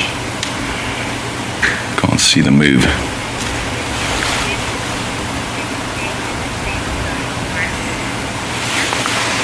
Good day, Virginia.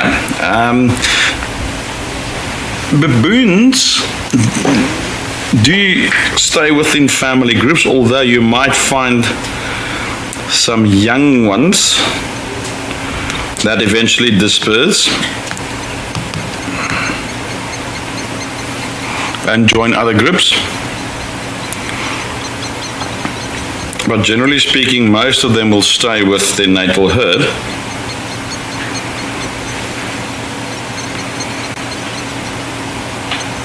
And within that herd, they will troop. So basically, a troop is composed of multiple adults, females, males, and then their offspring. But you might sometimes find a single male move away with one or two females to form like a new sub-type of herd.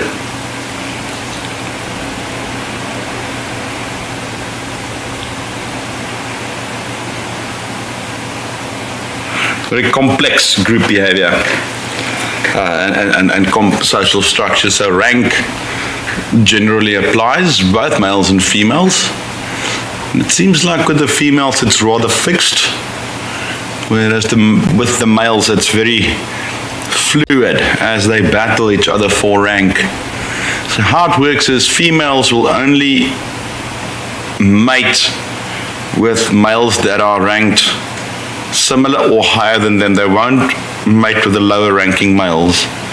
And so what that comes down to is the lower ranked males will mate with lower ranked females. The higher ranked ones will basically mate with each other. And that's to ensure that obviously the stronger you are, the higher your rank will be, and the better care you'll get from the rest of the troop. So again, it comes down to the strongest ones will probably have a better chance that their own little babies will survive. It's just one of those strongest survive principles in action. Look at that one. Little Baba. No, the quality is not so great when we zoomed in like this, but I'm trying to figure out what they are eating there.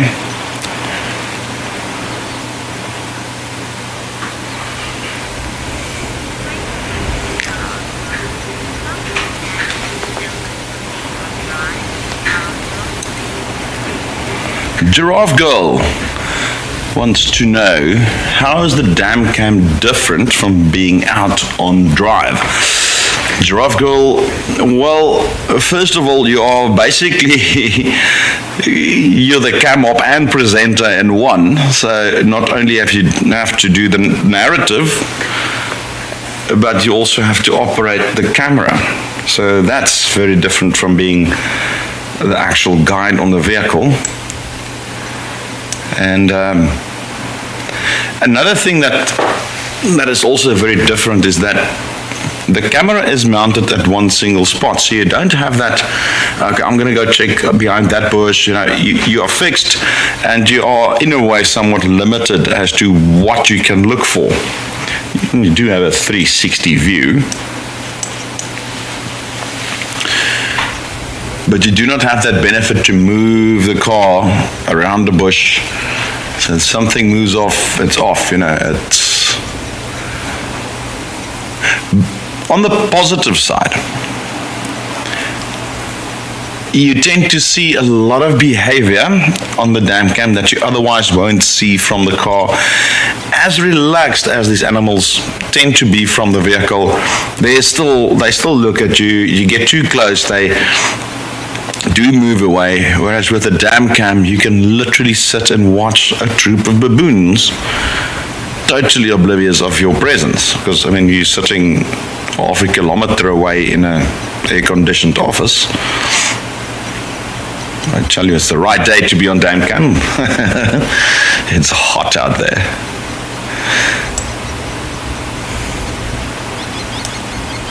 But I do enjoy dam cam. I really do.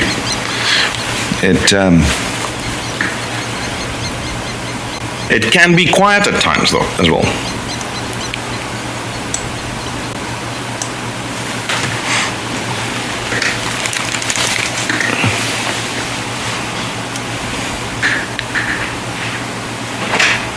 But you often see some amazing things. And I got my first leopard on Damcam today, even though we were a touch too late to get it on air, but I'm delighted to have seen Tlalamba on Damcam. Let's see where our baboonies have gone to. There we go. Still a couple of them sitting there.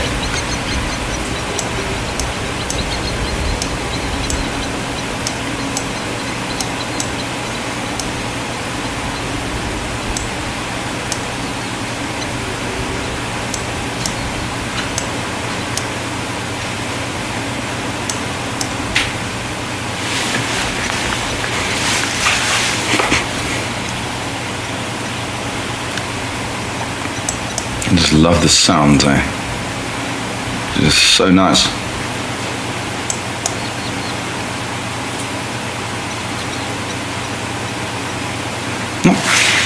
We'll keep tabs on their movement. I'm sure they'll stick around for a bit.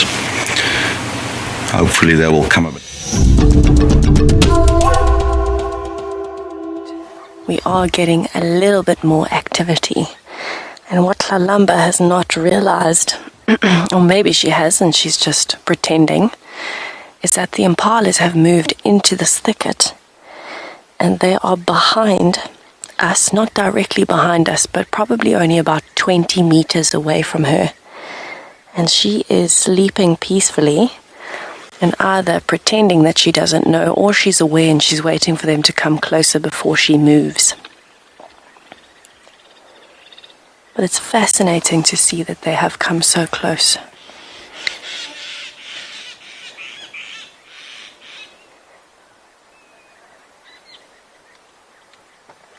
If you listen carefully, you will hear some birds around us. Still none are alarm calling, so this is great news for her. Let's have a listen.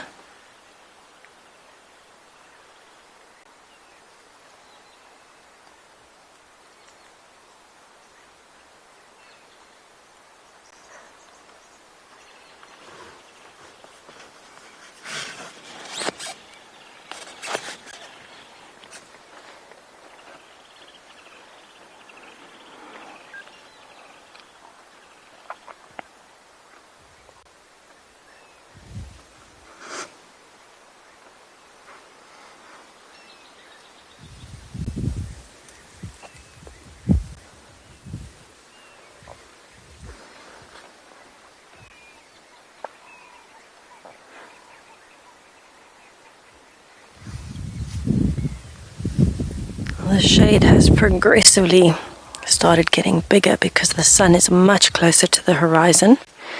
It's cooling off substantially now, and I think with that combined with the impalas getting closer, hopefully in the next few minutes we might see her moving and realizing that the impalas are edging closer meter by meter as time goes on this afternoon.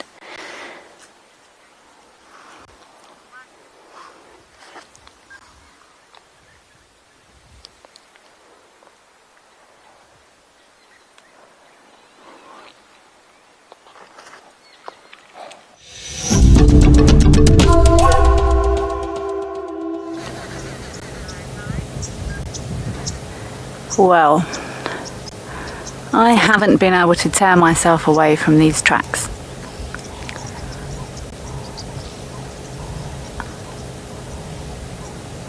We have looped all the way around the dam, and there were female tracks heading towards these male tracks, and as I explained, the correct way to track is go back to the last track you had and work your way backwards, and I haven't been able to tear myself away. It takes time, it takes patience, and I think Odie's managed to frame on this track just here. I'm going to draw a nice big circle around it so I don't spoil it. So you can see the standard measure in the bush is obviously a Leatherman. Otherwise you end up just taking pictures of things or saying, oh, look how big this footprint is, and there's no scale to it. So the first thing when you're identifying tracks is you need some sort of scale.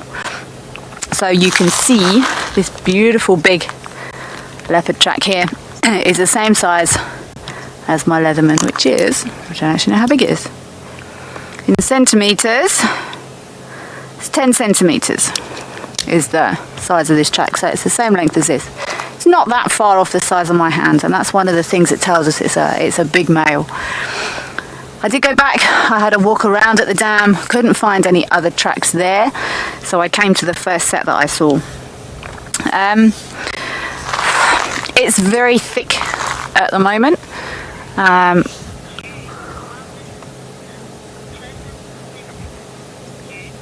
June, close up of leopard tracks, indeed. It does actually make you feel quite vulnerable when you're crouched down like this next to a huge male leopard track. I know Odie's got my back, thanks Odie, but when you're looking forwards, you don't know what's behind you. And while normally, we wouldn't be considered prey, if we stand up and stand up straight, there could be a leopard 5-8 meters off the road here. So I think I'll stand up based on that little thought process. And this male has walked straight towards the dam. And like I said earlier, I have noticed on this property, leopard do seem to move around quite early. Where I've worked lots of places before, nothing's moving when it's this hot. But for some reason, I'm not sure why, the leopard do seem to get mobile nice and early. So I'm still torn. What shall I do? Tell me what to do. Shall we go check Chitwa Dam, or shall we hang around at Buffelshoek and see if this big boy doesn't turn up? While I decide, I'm going to send you back over to Tess.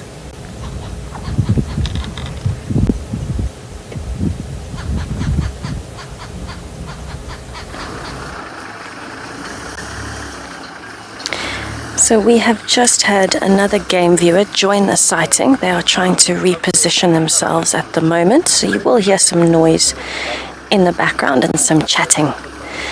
Now Tlalamba is still resting nicely in the shade. You can see she's noticed the vehicle moving. And what's important here is that the impalas are currently about 20 meters away from her. They've come onto this side of the road. They are in the thicket, and they are currently we're between her and the impalas, but not in the direct line, so there's a gap behind us. And so we will hope that she decides to move just now. She hasn't actively noticed the impalas yet, though. They are quite quiet, they're just feeding. Maybe she's just waiting for an opportune time.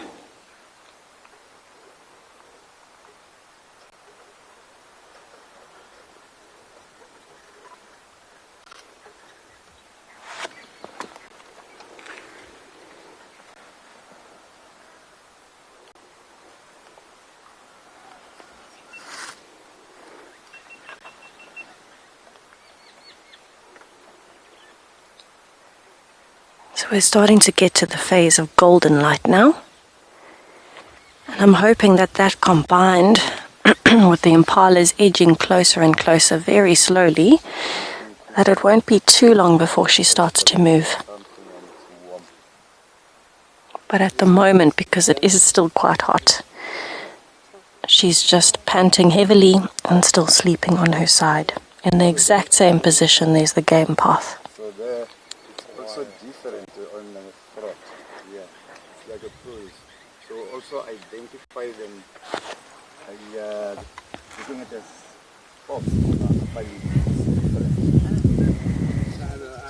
So I'm not sure what she will do when she wakes up and sees the impala so close by, but we are hoping that that means she might start edging closer. We'll wait and see what happens.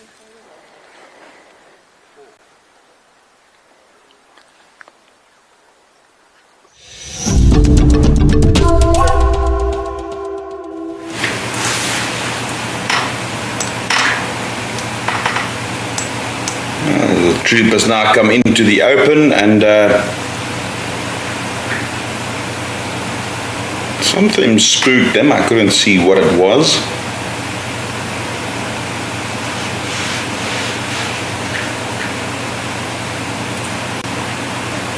They seem to have calmed down now. They're just so much like humans, eh? Look at this big guy sitting to the left here.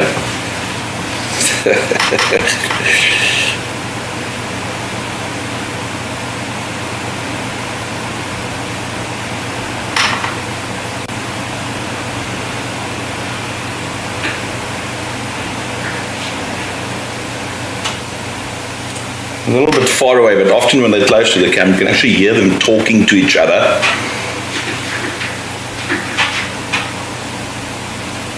All sorts of vocalizations that they use.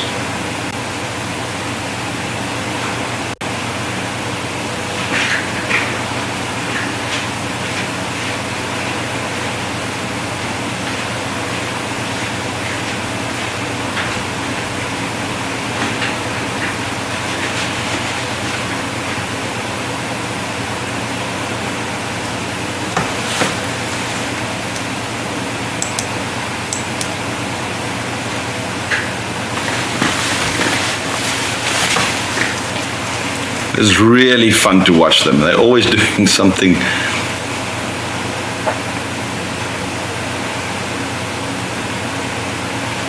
very entertaining animals. Very, very, very entertaining.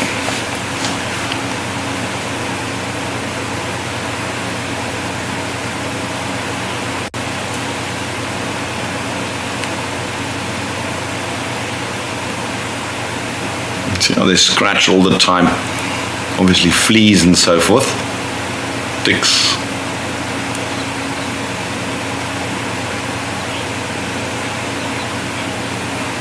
I'm just going to sit here and enjoy this. This is quite awesome.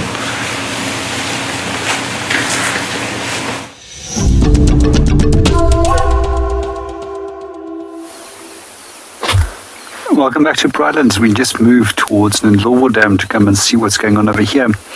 And so far, we've managed to watch a monitor lizard swim across the dam and eventually climb up this dead leadwood, making its way up towards the nest. And what he's most likely looking for is either eggs or chicks inside that nest. They do take quite a wide range of different prey items. And we generally find that the smaller ones take more smaller prey items such as fish and things, and also tadpoles, where larger ones go for birds and also their eggs, as mentioned. Quite often we do find that the birds actually, when they do spot them, will actually mob them. And one of their interesting behaviors quite often, as if we do approach them, is that they actually just simply flop out of a tree and straight into the water and swim off. As mentioned, this one is known as a water monitor. It also goes by the name of a Nile monitor. And some of the interesting adaptations that it has compared to that of a rock monitor is that it actually has a flattened tail that it can use to actually propel itself through the water.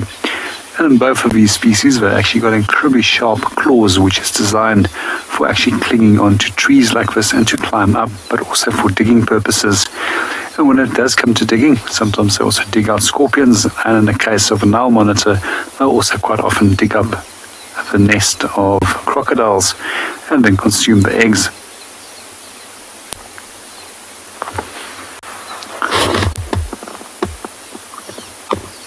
Now I lost him. He's definitely gone straight into the nest and I can't see him at all any longer.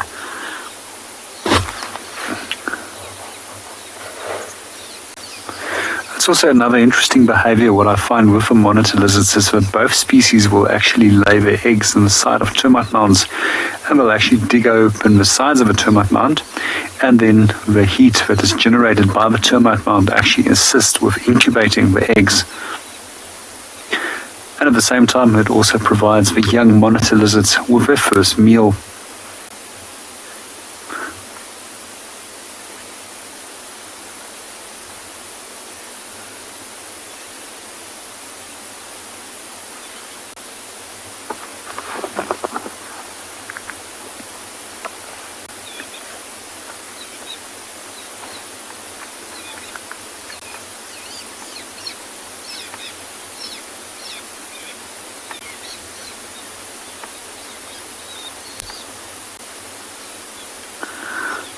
We're going to spend a little bit more time over here and see what pops in at the dam. And in the meanwhile, let's go and see what Chris is up to.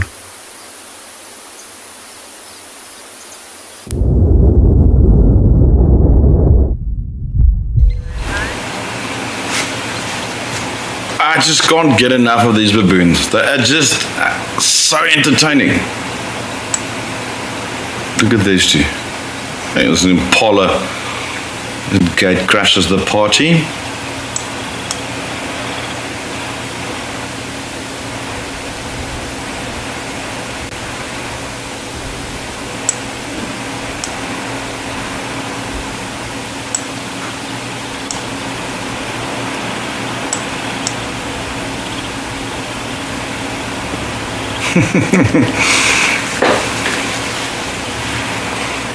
To figure out what they're eating, I just can't get close enough.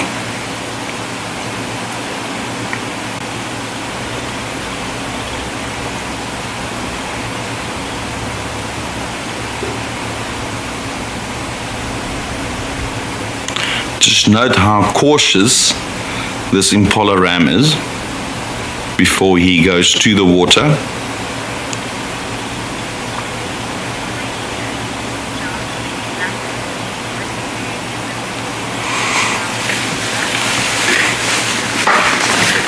Good afternoon, dark mane lover. Baboons eat a whole variety of foods.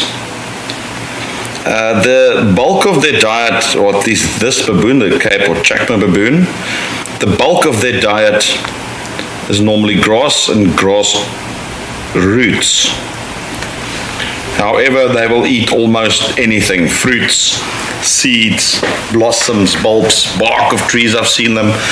A lot of insects, spiders, scorpions, earthworms. They'll dig out grubs like, for instance, dung beetle larvae. I've seen them eat rodents, young small birds, even small antelope. Remember, when the impala lambing season is there, they are known to occasionally take small impalas as well. Interesting on that note is that even in the Kalahari, there's a truffle mushroom, the Kalahari desert truffle. Been known to even dig those out. Interesting. Anyway, let's head over to Kelly to see what she has got for us.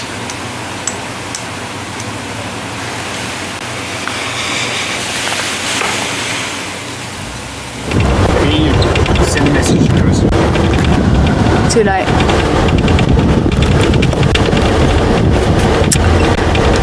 I am going to go and have a look at Chitwa Dam.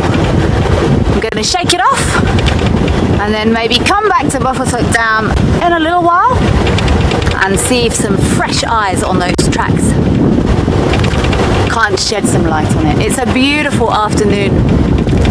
This heat is just coming out of the sun now.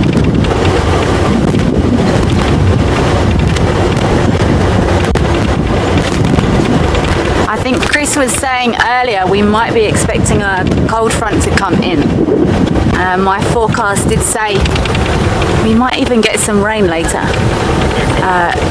on tonight. Sorry, I'm just listening to the radio to see if there's anything happening here at Chitwa Dam.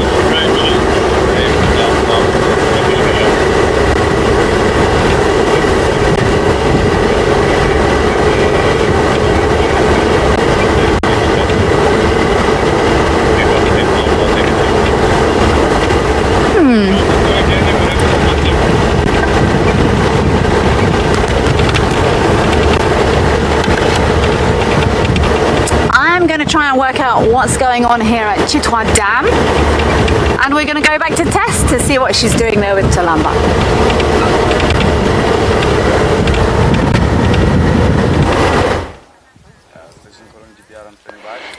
What a brilliant afternoon it is turning into. Not only did we have Talamba for so long already, but she has started moving.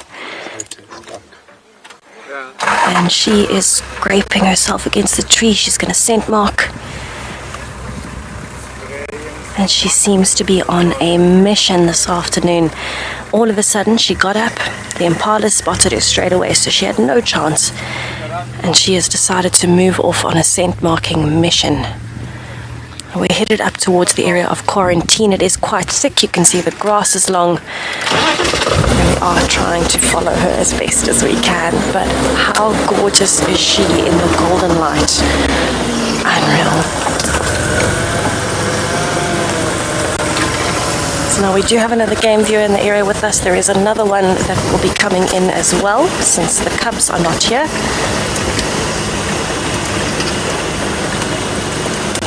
Alright, and it seems like she might be headed towards Tumbeta House, actually. Towards the pan.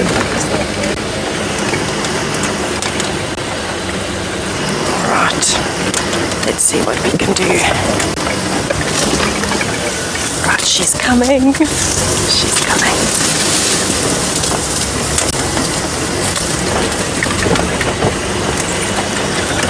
There's a termite mound here. Maybe she's headed towards that. It is very thick. And she's now just in the thicket here underneath a large fruited bush willow. She's just behind the thicket there, Morgan, so I'm sure she'll come out now. I just saw a flash of the white tail. There she comes. You'll see the movement just to the left of the large fruited bush willow that's at the top of your frame in the middle. Just a very big branch. Ah. So the branch that's over to the left-hand side, she is just underneath that. Let me move you forward, Morgan.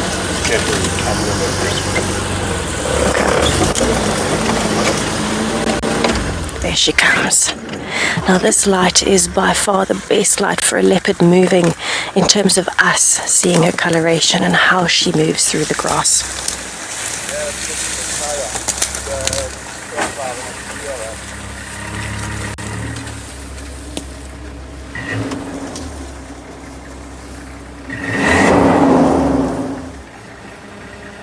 She's going to walk right in front of the car, I think.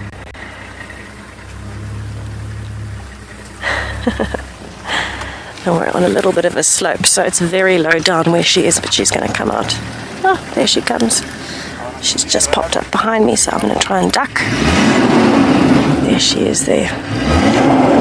And so the other vehicle is revving to try and attract the attention of another vehicle that's coming in, unfortunately. But that's all right. We'll have to deal with it. She's looking to see if there's anything in front of her. You can see she's very interested. Oh, she's flattening herself. Nadia, it's a fantastic moment with her. To see her moving is always a pleasure. She's a gorgeous leopard. Absolutely brilliant. We are going to have to reposition again, but I just want to wait for her to move a little bit further, and then we will go around.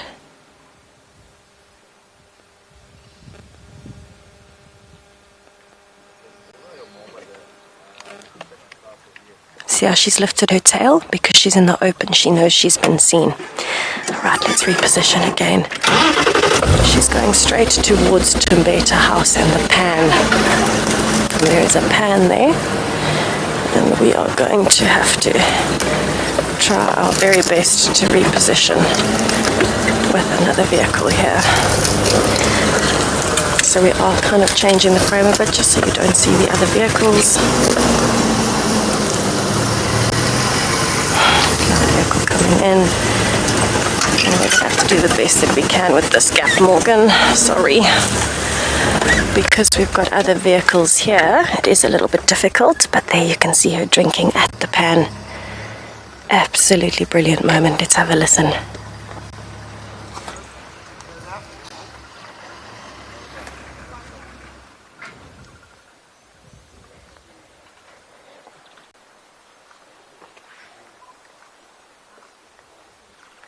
Have a look at how her tongue is lapping against the water backwards, making a little cup.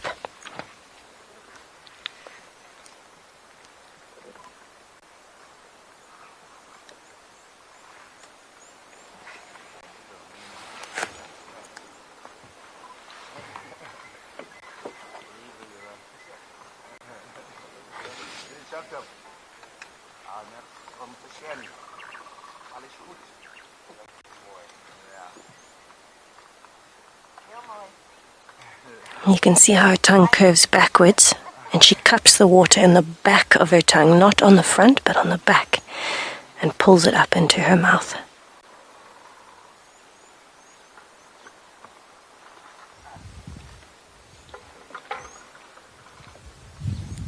You'll also notice she's got her eyes wide open, she's got her ears back, she's listening, she's watching.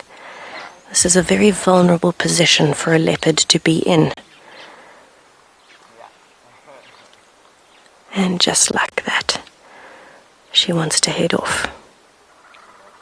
So she's headed directly in the direction of quarantine now, possibly towards that drainage line on the other side.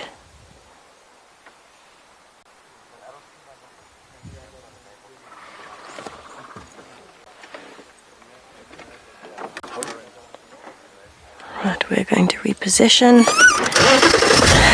She's certainly keeping me on my toes today, isn't she? Doing a lot of zigzagging. She was walking in a very straight line, so she knew where the pan was, and she would choose this over the dam at the moment because it's cleaner water. And that's very important to a leopard and elephants. But we will see where she's going. I'm hoping she's headed in the direction of quarantine.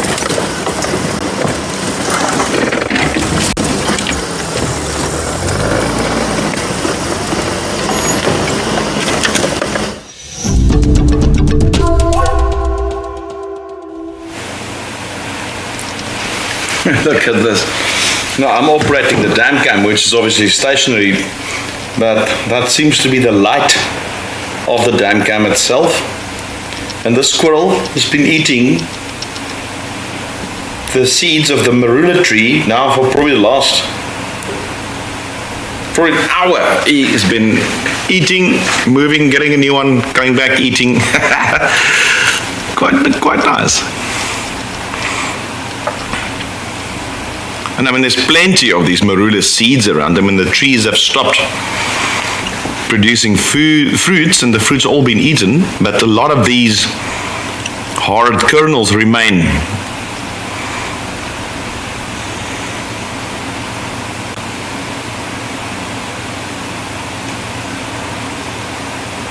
And the squirrel's just eating the husk of that. You know, it's chewing off that, the outer.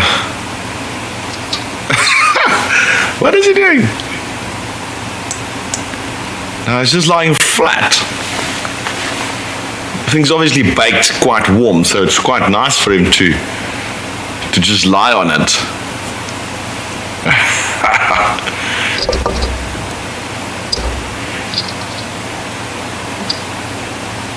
Obviously another squirrel approaching. I can hear some noise.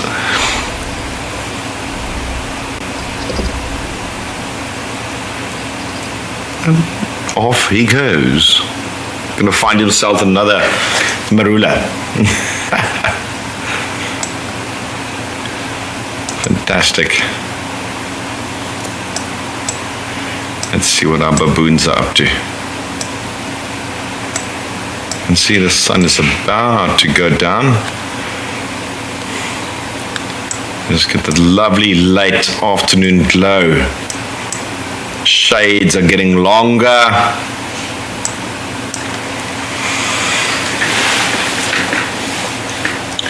And we probably have about 20 minutes of light left.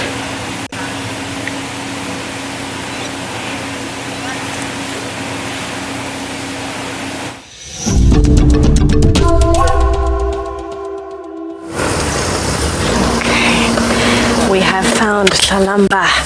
She is up on quarantine. This is an amazing surprise. And she's headed in the direction of the drainage line where she had her cubs in December with myself and Rexon. Now you can see the dust coming up from her feet as she's walking, and she's walking into the golden light.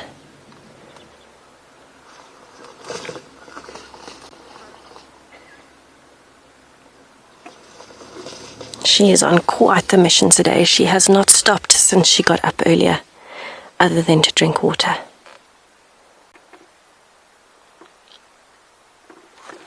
And down she goes. She's not turned towards Philemon's dip, Philemon's cutline area. I wonder if she's going to go into the main dip where I saw Molwati for the first time. Maybe she's going to head into that thicket. It's a perfect place to hunt. Absolutely brilliant. Now we've only got one other game viewer with us, so we are going to take turns moving around her without impacting on where she's walking. We're giving her distance. I'm just checking, there doesn't seem to be much life up on quarantine. Those impalas towards the dam might have been her only indication of an animal.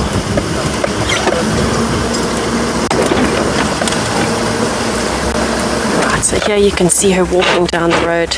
Absolutely gorgeous golden light as she's going.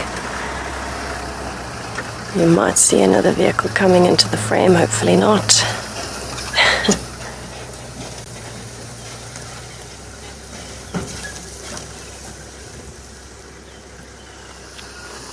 So this is definitely Tlalamba embarking on one of her famous loops. Tlalamba near Tumbeta. Tlalamba is now Alright, we're going to move.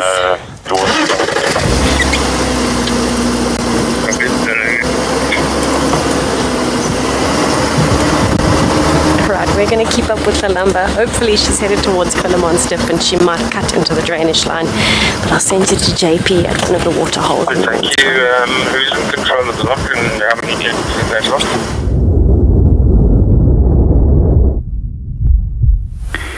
Welcome back to Pridelands. We decided to come back to Leopard Dam as there was more action on this side so far this afternoon, and we were also rewarded with another sighting of a hyena.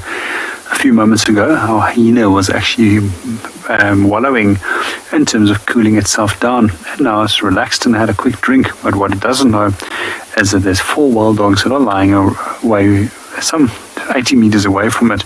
We're just going to see what's going to happen, because I would love to see what happens when these dogs notice for hyenas.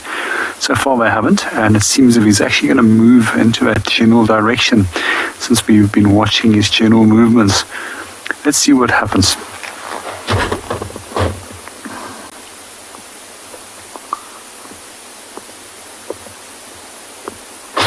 I can just see the dogs underneath a tree there. They're still busy resting, as well as their heads is down, and I don't think any of them has actually spotted this hyena. It's very likely that they're either going to jump up and produce a small little growl or bark, or potentially try and chase the hyena. They're not very fond of hyenas, as hyenas will often trail them and try and steal their kills. And this is maybe what this hyena is trying to do. We did find the dogs here very early this morning, and just prior to that we also found 4 hyenas which was actually moving around the dam, and it is possible that they were aware of them and we just didn't simply see the wild dogs at that time. We did find them a little bit later on throughout the course of the morning.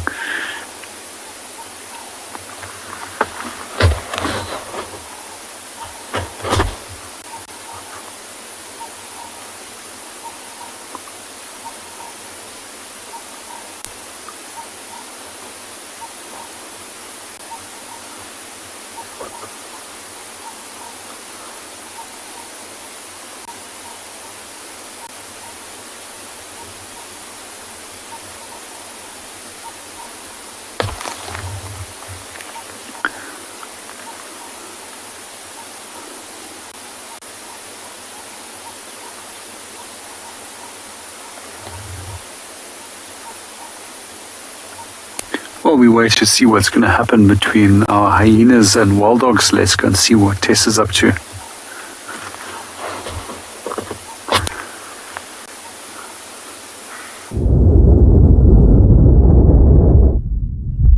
So Tlalamba is now walking down towards Philemon's dip. She's very close to the drainage line itself, and she is on a mission. Now this seems to be one of her favorite routes, down through Philemon's dip, Philemon's cut line, all the way south and then back again on the eastern side from Gowrie main area.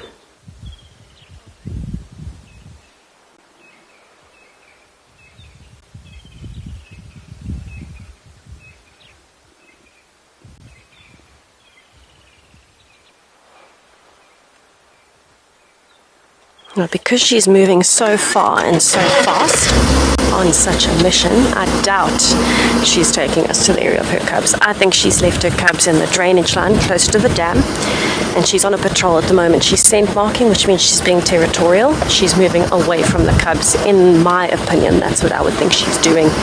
Possibly on a bit of a hunting mission as well, looking for food along the way. But definitely on one of her main territorial marking routes that we've noticed with her tracking.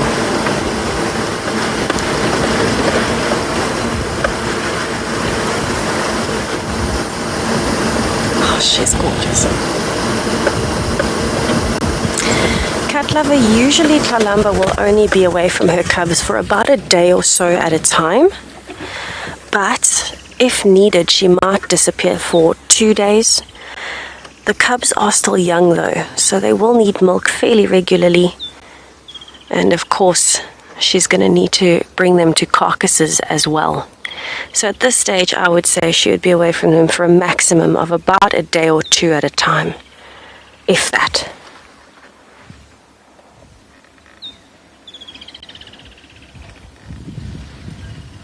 So we're going to keep following as she drops into Philemon's dip. And in the meantime, I'm going to send you to another fantastic spotted predator with JP and his spotted hyena.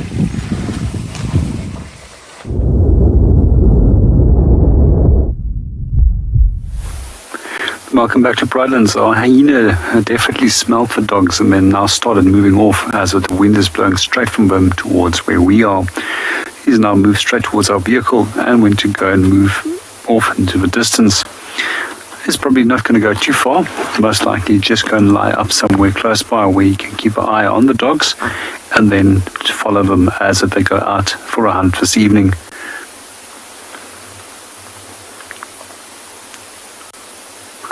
Just want to sit here for a little bit longer and see if he doesn't come back. If he does come back, or we'll just see also what the dogs are going to get up to and decide if we're going to reposition. I did notice one of the dogs just got up and is actually coming straight towards this direction. Let's see what they're doing.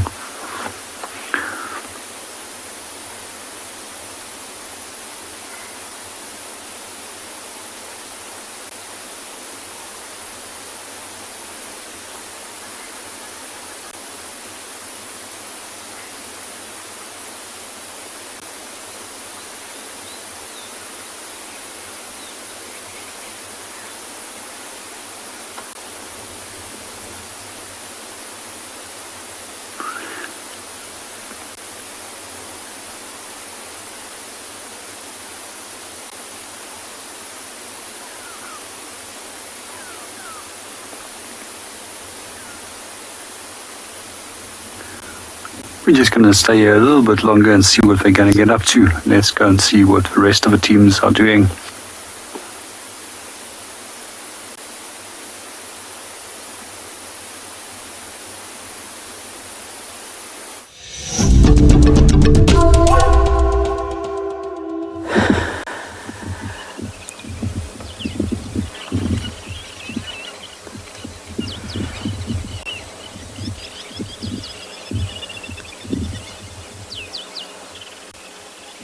What a joy to be sitting at such a beautiful body of water.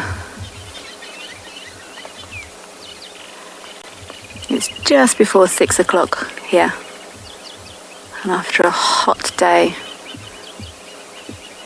everything's starting to cool down. I've heard water thickneys. There's a pearl spotted owlet calling just now. There's some striped swallows, kingfishers, and it's around this time of day. Hippo and lots of other animals will start to vocalize.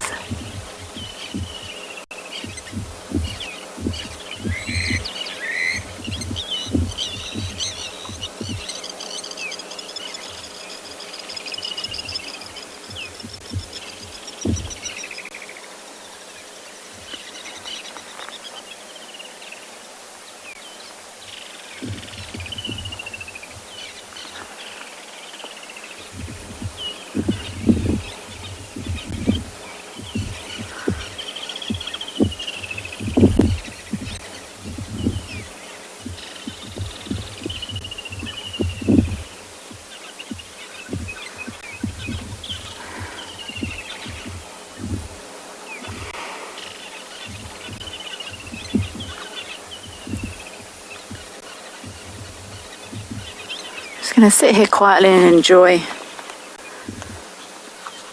the dusk sounds of the bush.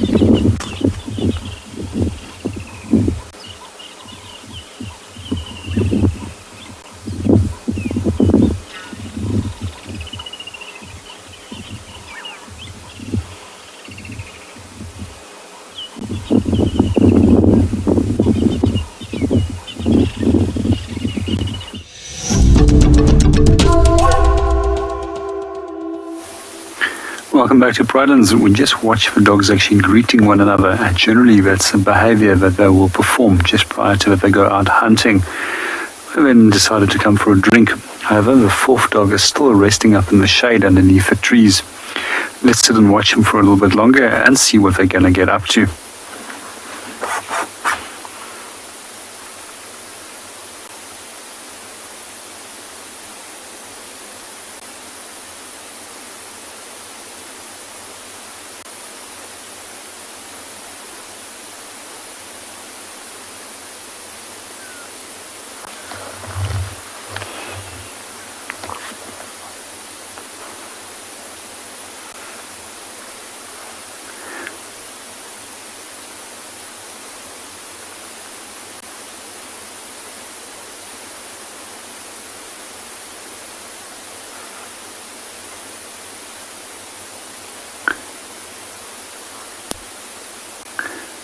Good afternoon, Tyler, and welcome to the show. And with your question, would they attack? They would definitely mob it, yes. But they will still stay out of harm's way from the hyena. I've seen both wild dogs as well as jackals actually mobbing hyenas in the past, and it's pretty interesting to watch them.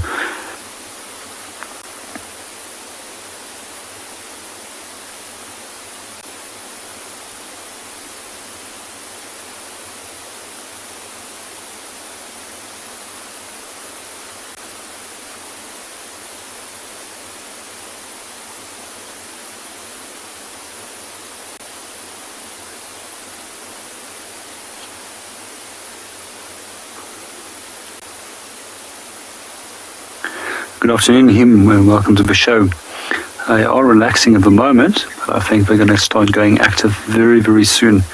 Let's just see if they're going to perform that greeting ceremony again, and if the fourth dog is going to join, and if they do it then, it's very likely that they're going to start running off, see what they can go and find. A little bit earlier this morning, they were actually lying up in such a way that they weren't able to be smelt or spotted, but they were a little bit too quick in their approach, and they actually had missed the impala, and the impala then ran off. So it's very likely if something is going to come close by, they might try and chase after it. And it's also very possible that they're going to go active and go and seek for prey. In general, I find that most of the time when they do move off from dens or from places where they were lying up, is that they tend to run into the wind so that they can then parallel to the wind so that they can smell a potential prey animal.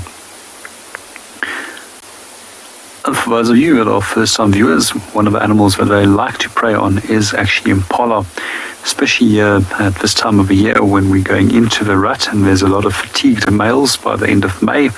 That forms one of their main prey items.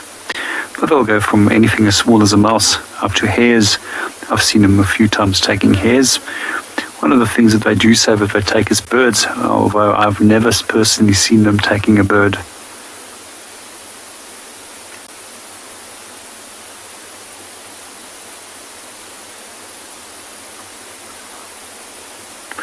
While we're watching our African wild dogs, let's go and see what Tess and the leopard is up to.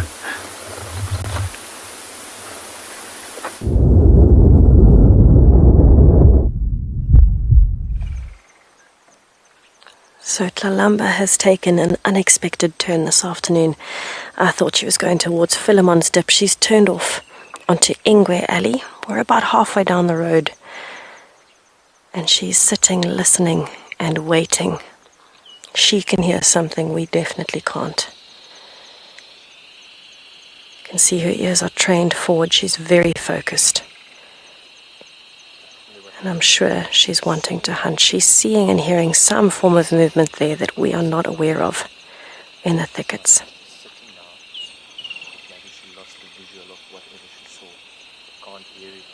So she's looking down towards the drainage line at the moment. This is the drainage line that extends from Philemon's Dip. It's a very thick area.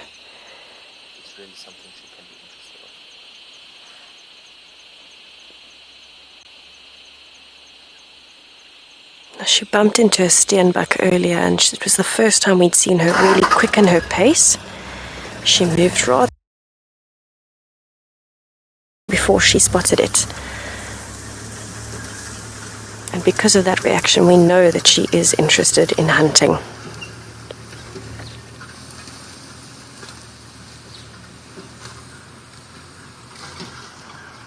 Those eyes are absolutely gorgeous when she looks at you.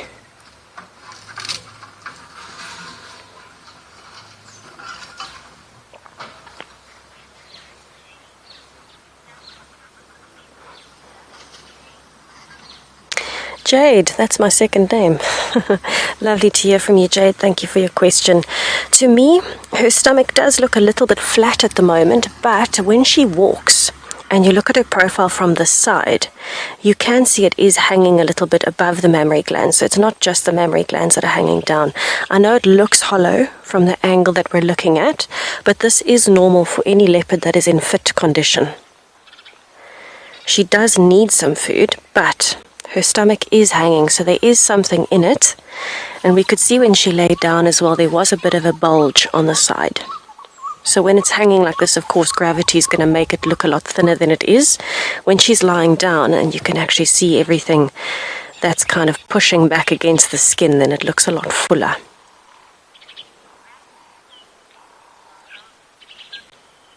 So while we watch this gorgeous spot pattern as she's sitting on the road calculating her next move, let's head back over to JP with his wild dogs.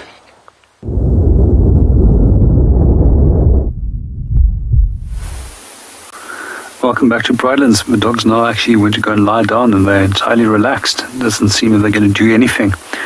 We're just going to do a silent moment and just listen to the different sounds in the background while we are watching them. However, if you do have any questions that you would like to ask us about the African wild dogs or any other wildlife, you're more than welcome to send those through.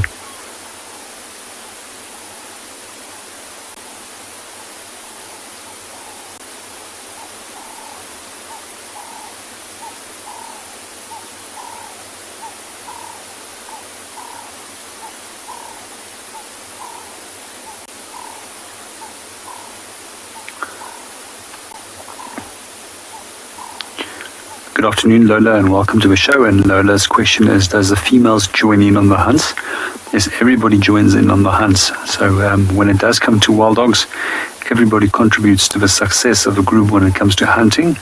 And we find that everything actually gets shared evenly out when it does come to a prey animal that they have taken down. It's pretty impressive to watch a group of wild dogs, sometimes of up to 22 of them, consuming a carcass very quietly. And the reason why? They don't want to have any pesky hyenas coming in and actually stealing the carcass. Occasionally, you do actually see hyenas rushing in, and then the dogs just simply disappear, as if they would rather prefer to avoid any form of confrontation or injury at that point. And it's just amazing to think of it, that they can consume a large animal such as a kudu, for example, which we watched one day as they chased him into a fence line where the kudu was then stuck and electrocuted. And then they stunned and they simply started pulling it apart. And I reckon that 9 to 10 minutes, they actually managed to consume the whole carcass between some 18 to 22 dogs, if I remember the pack size of a specific group.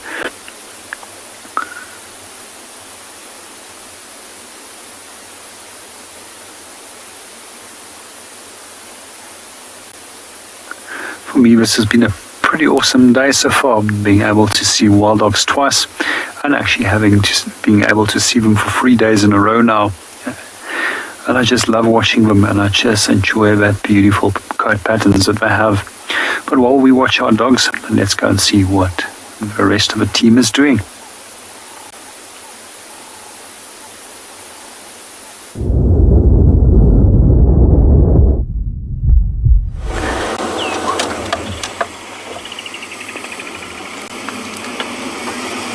Don't have a radio. sorry, I was trying to call. I apologise. Don't apologize. Thank you so much. Appreciate it.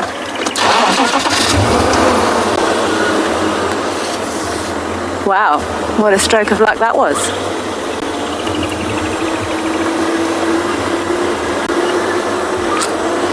I'm just going to approach slowly to make sure this leopard doesn't get a fright. But if this animal could stay on this termite mound, it would make me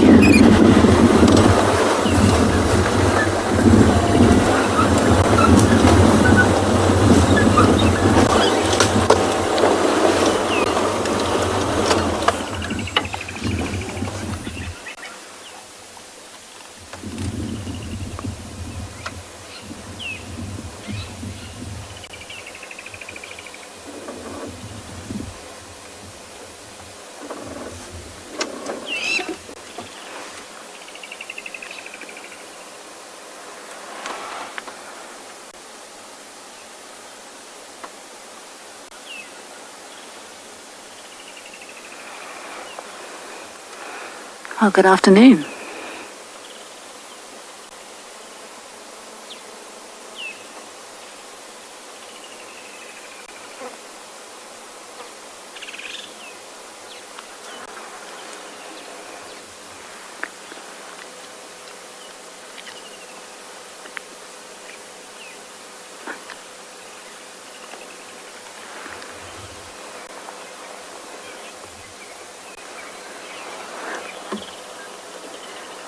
Mila, do leopards go through episodes of shedding?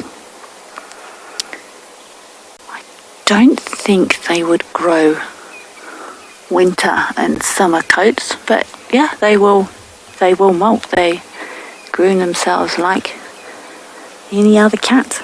It's just a really big one. They will lick and groom, and it will be to get those loose hairs out of their coat. So yes, Mila, they do shed.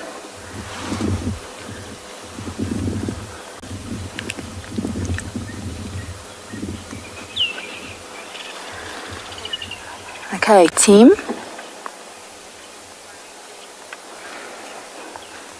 How's this for a treat?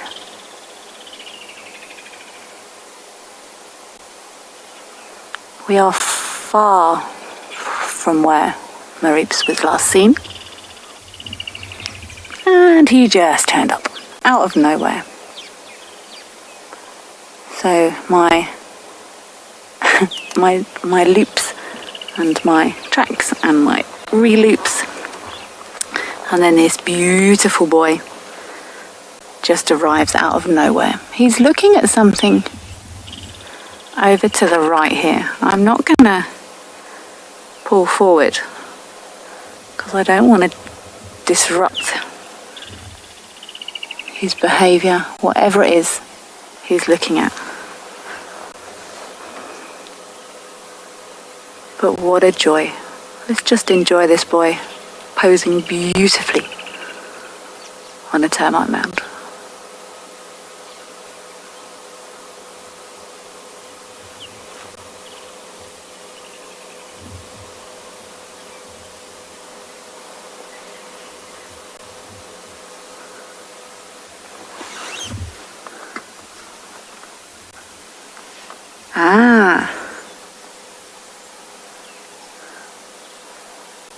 Odie, there's some impala over there. They're far away.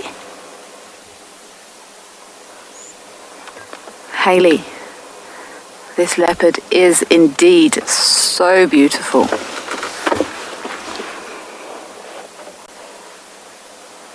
This is what this boy is looking at. I think he'd be chancing his arm to try and sneak up on those, because there's not much cover here. But we found Marips.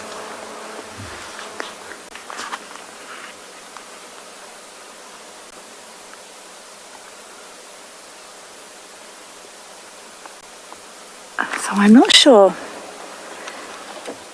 if any of you can actually tell me what is the biggest prey Marips has been known to take on his own. I know he's still a growing boy,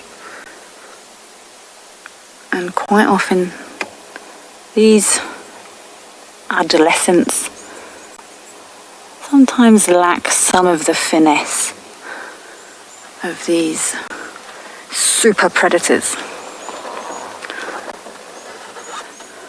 I know he did kill a monitor lizard or something the other day, but I'm wondering if he's up to an adult impala across an open area just yet.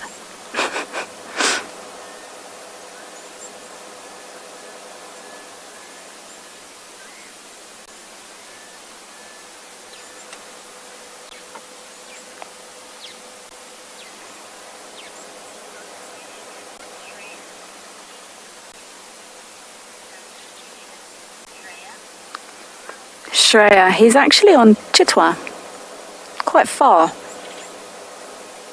I know he's been seen around the Twin Dams area quite a lot recently. As the crow flies,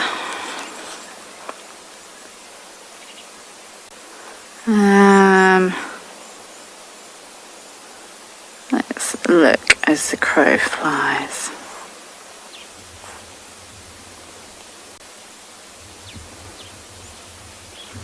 It's not that far. Maybe 2 kilometers. But I know he has been appearing around the Twin Dams area on a fairly regular basis. But he's a young boy, he's exploring, he's testing his boundaries.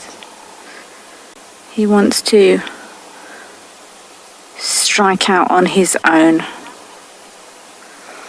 I'm hopefully going to stay with this boy for a little while and see what his plans are.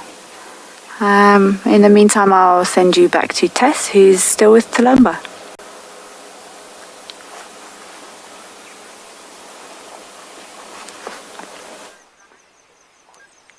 What an exciting day. I know everyone was very excited to catch up with Marips.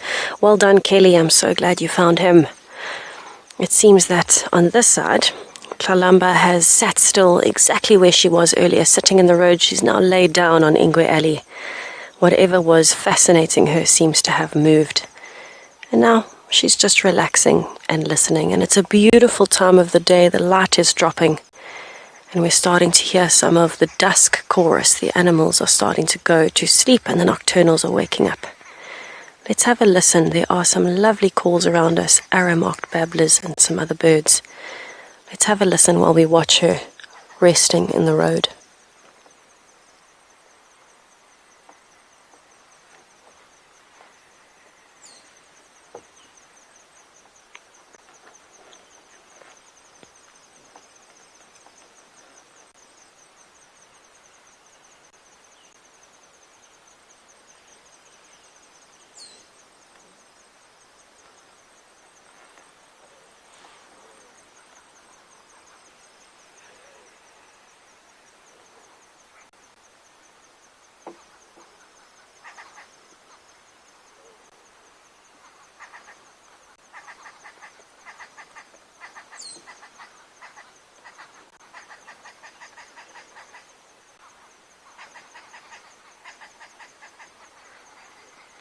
The chattering you can hear in the background is the arrow-marked babblers hopping closer.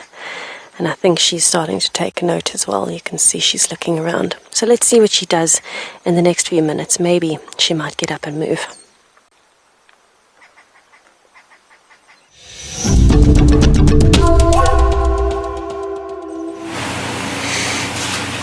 Well, the sun is all but down. And this is a perfect time just to really enjoy the last little bit of light that's left while we slowly scan around and just absorb the surroundings.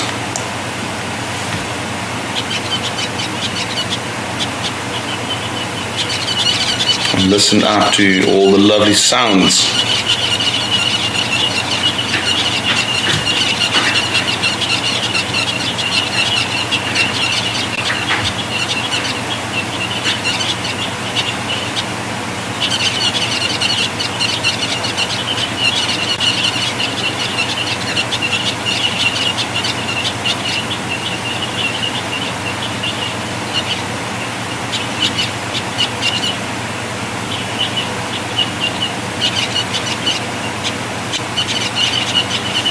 Lovely colors in the sky now that the sun has set.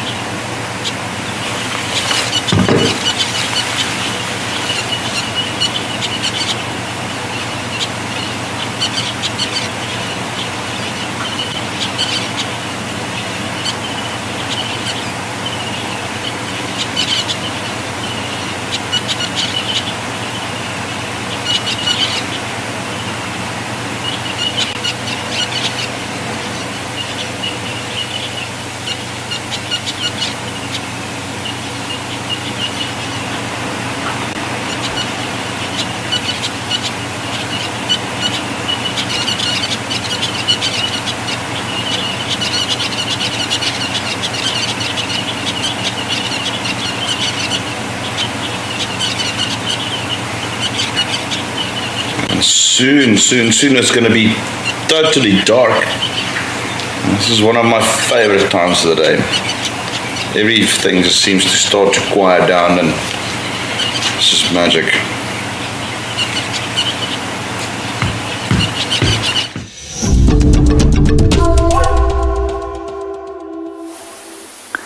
Welcome back to Pridelands. Our dogs haven't done much so far, and one individual is still resting up underneath the trees. We're just going to sit and watch him for a little bit longer and see what happens. It's most likely that they'll only eventually go active once it's a little bit darker than it's now. Generally, we find that a lot of the hunts that they do perform is just after dark and just before after the sun has risen. But it's also been an incredibly warm day, and the air is still incredibly warm, and that's maybe one of the reasons why they're still just rather resting and conserving as much as possible energy, and rather attempting to start moving about.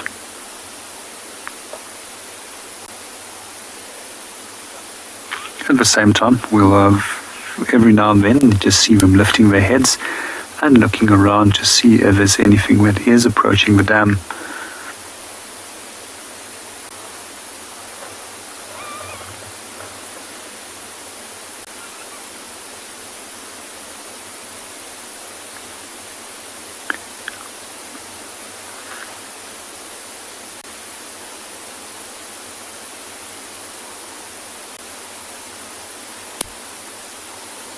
I didn't hear the first part of the question that was asked. If we can just repeat the question for me, please.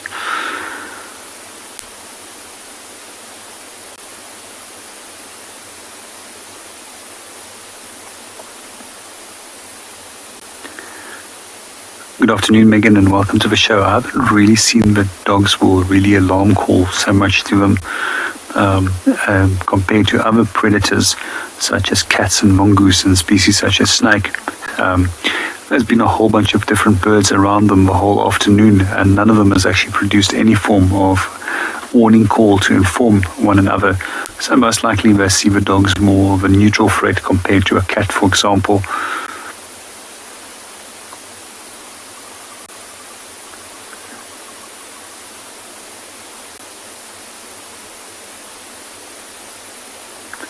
One of the things that I didn't like a little bit earlier, there's a number of different hyena calls that I did hear. And there's at least 2 or 3 different hyenas which was calling a short moment ago. While we watch for dogs, let's go and see what Kelly is up to.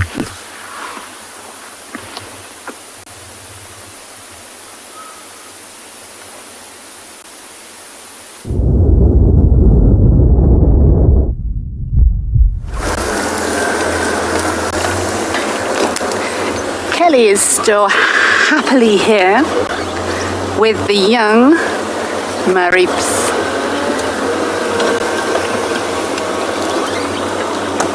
He's still watching these impala. I'm going to give this leopard space, but if he thinks these impala are not going to see him, he's going to be sorely mistaken. I know when I was tracking earlier, I did say tracking can sometimes be a bit tedious, but it can also be quite, oh hello boy, it can also be frustrating. But then we are rewarded with this.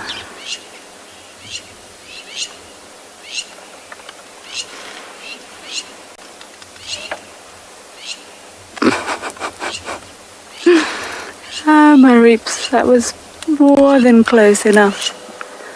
He's got the whole of the Greater Kruger, and this is possibly the most open field I've ever seen a leopard in. And he pretty much walked under my car. Maybe he was checking to see if I had snacks. So yes, I apologise profusely if I was a little bit frustrated earlier. This is not the leopard we were fiddling about with earlier, but what a reward.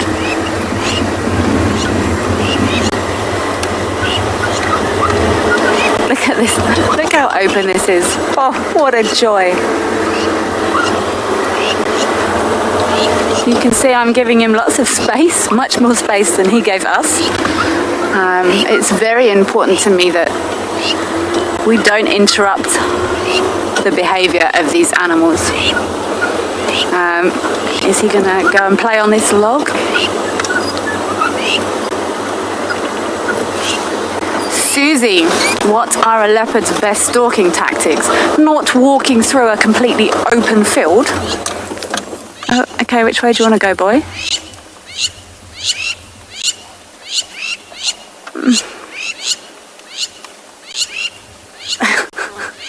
Just going to sit quietly. I actually thought he was going to turn left, but he didn't. I wonder if he might even be using this vehicle too. He's using this vehicle as cover.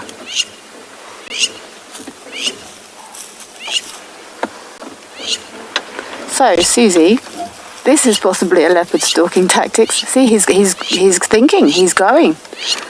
You see how that posture has changed a bit. Those slinky shoulders come up. But you can see he's not. Those impala have seen him. They're alarm calling. So Susie, normally leopard would not try and stalk across an open meadow. They would normally use cover, they'd use shade. But to me, what he did just then, I thought he was going to go left. When I placed the vehicle here, he moved towards the vehicle. And he went around the front of the vehicle and came out the other side. Maribs, they've seen you, boy.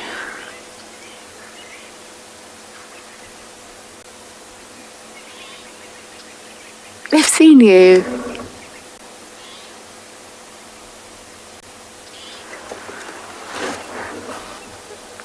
They've so seen him, the whole herd's just staring straight at. Let me turn a little bit, Odie. It's too late now, boy. You can't go and hide behind a bush now. You've just walked across the middle. You silly thing. So, Susie, this is leopard stalking tactics. Odie, can you get those impala over there? Sorry, my fault. They're all looking straight at him. Bless him. You can hear them, they're going crazy.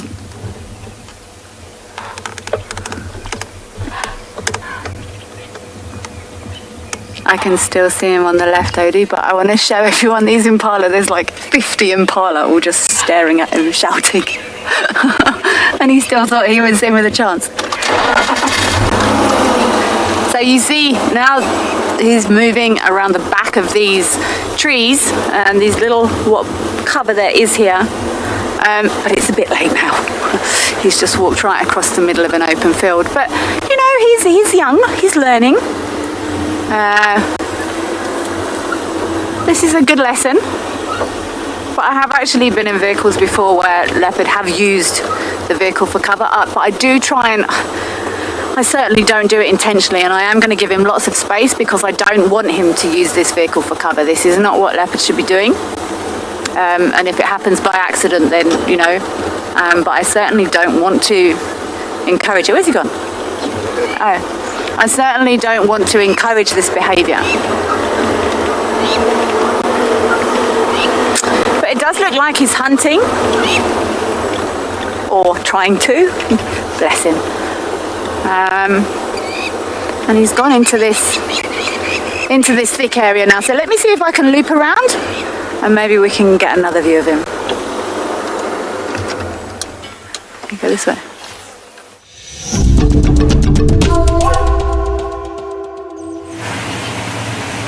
You know, one advantage of sitting here and dam cam is that you can scout every single little corner of the surroundings and just look at this beautiful tree that I found. And that might sound odd, but just look at this natural piece of art. It is absolutely gorgeous.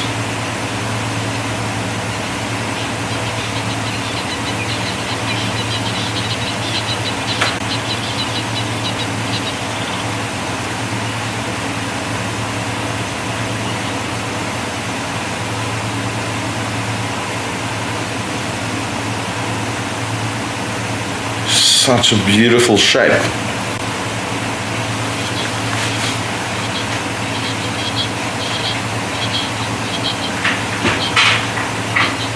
And that is what I truly appreciate about the bush, is that when you start looking, you're going to find this, that nature is art in itself, you know, just look at that. And then there's another one right behind it.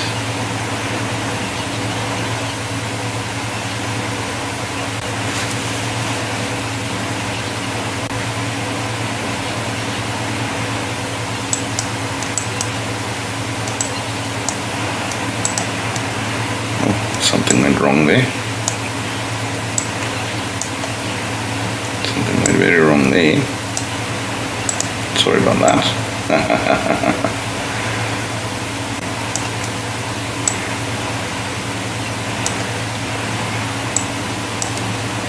You can see it's getting quite dark already.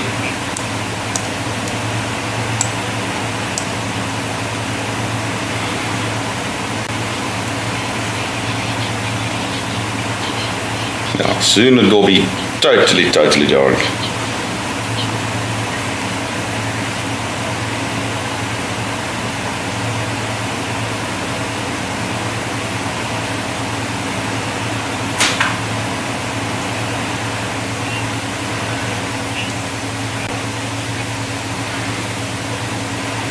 Hopefully it'll be a good night.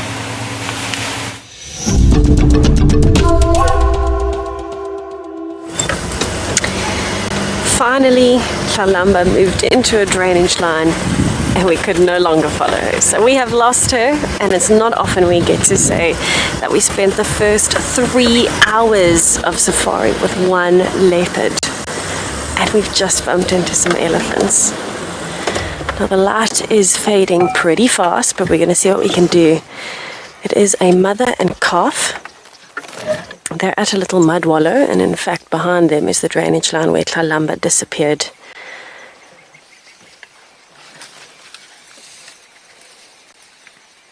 I can't believe we spent so much time with her and then still got to see her moving. And the second thing we get to show you is another member of the Big Five. Let's have a listen while they're feeding.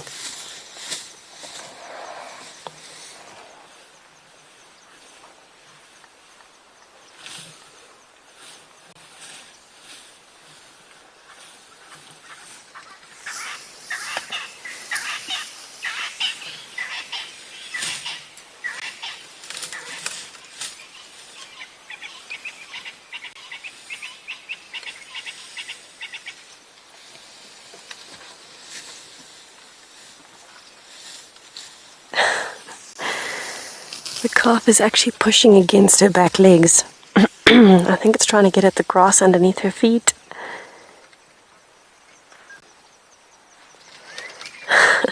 So it looks like there's quite a few elephants around. She's pushing over a tree. There it goes. Oh my goodness, that sound.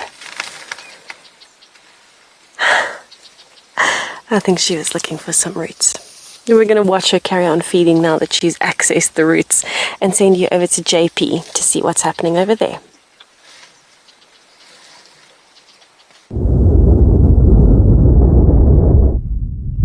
Welcome back to Brylands. The light isn't very great, so we might not be able to get a perfect shot, but we've been just watching the whole group of elephants chasing the wild dogs. It was pretty awesome to watch it. There was so much energy in the area.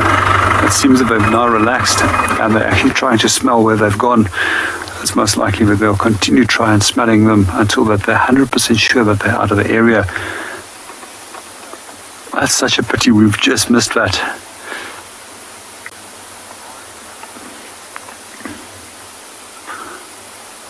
They're still busy smelling there. It's actually pretty intimidating to listen to the sounds that the elephants make when they are chasing the wild dogs. And if I was a wild dog and I was only weighing in at some 30 to 40 kilograms, I also would make sure that I stay the hell out of their way. Elephants is now a little bit unsure, and I think that they're specifically a little bit more uncertain about what's going on because there's very young elephants with them. However, it's highly unlikely that they will actually go for a elephant ever. And as far as I know, there's no records of wild dogs going for elephants. That's purely because they're predators, and therefore they like to chase them because they don't like any form of predator that's quite close by to them. And with a female like this, obviously with having a young calf with her, naturally the protective behavior just simply kicks in. I think our dogs are now gone, and we've actually lost most of our light. We're going to start moving on and start heading slowly back.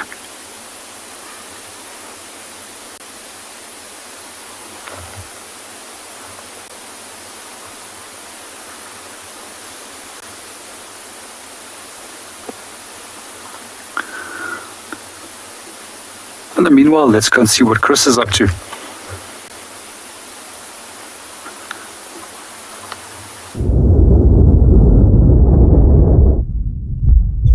Ja, ek dink hulle maak. Wow, the sun is basically down now, but there's still a little bit of ambient light around, and I did see a hyena go past earlier, and he went over the dam wall just a little bit west of from where I'm pointing now, and I'm just hoping that will come into screen, but it doesn't look like it.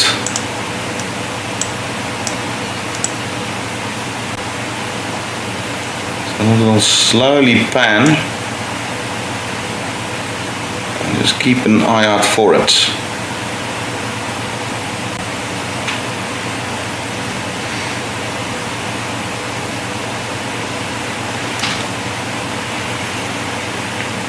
I could not see which hyena it was. It was very far, and I didn't really zoom in at the time, so it was moving as well.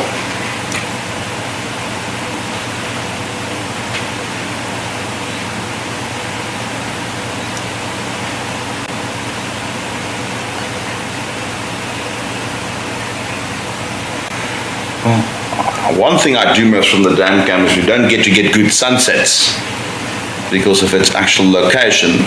But let's go over to Tess and see if she's got a sunset.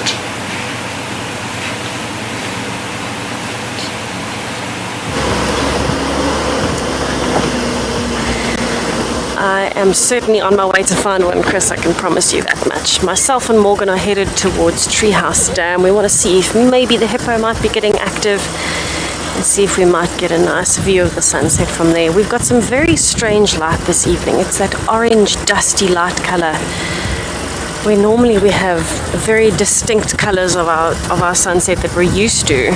It's been a very golden color that's been kind of transported across the sky. It's not localized to where the sunset is. It's quite strange. We are headed slowly down Taxon's Road because it's after dark. We are not checking in at the hyena den. We are bypassing straight through because the sun has already set. But maybe we'll get lucky. Maybe something will come down to Treehouse Dam. I'm looking forward to seeing what there might be.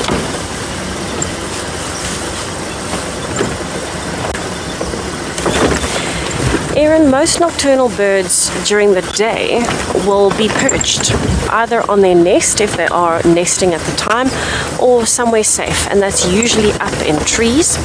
Especially things like owls, you'll find them sleeping nestled in a tree, but wherever there's a split of branches with a bit of cover so that they're protected from the sun, they're camouflaged, you'll find them nestled in, I want to call it the corner of the tree, the junction of the branches. That's normally the case. Oh, we have got a hyena in front of us. That's quite lucky.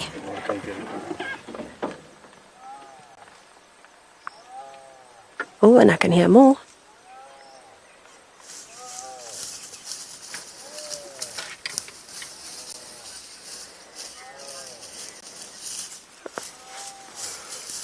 Oh, apparently Chris also had a hyena on the dam cam.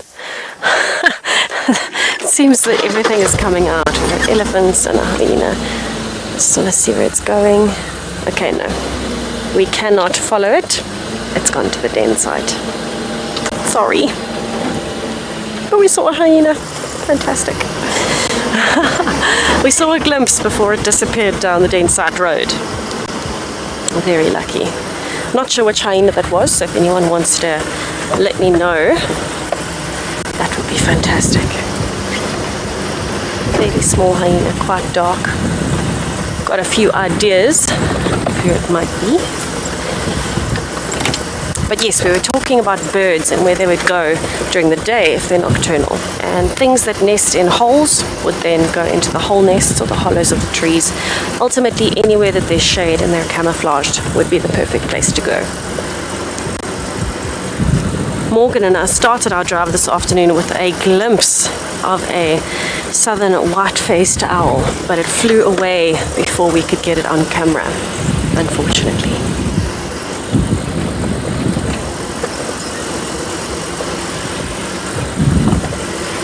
Oh, I think it's going to be a gorgeous sunset from Treehouse Dam.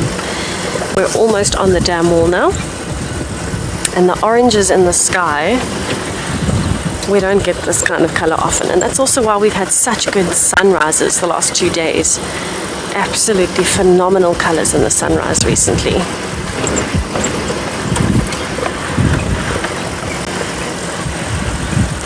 Alright, let's try our best to get a sunset for you from the dam wall. In the meantime, let's send you over to Kelly to see what's happening on Chitwa.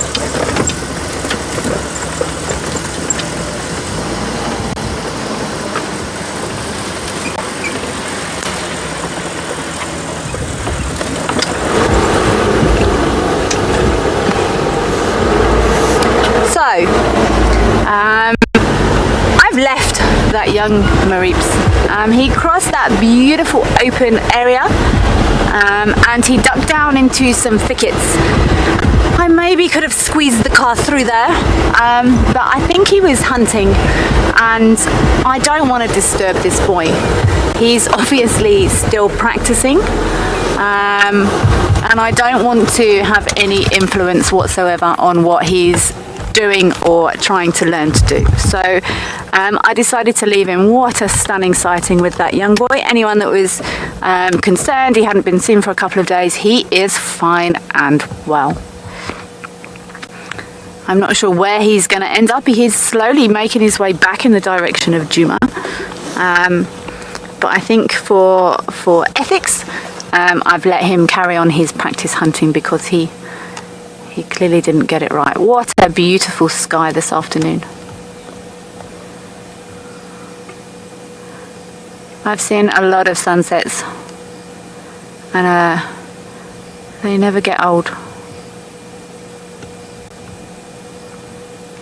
What a fantastic afternoon.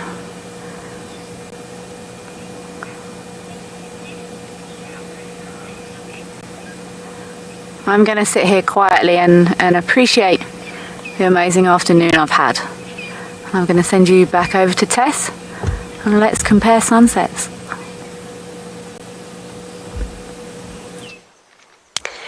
We have one indeed, and it's one of the prettiest sunsets in terms of the different colours that I've seen in a while.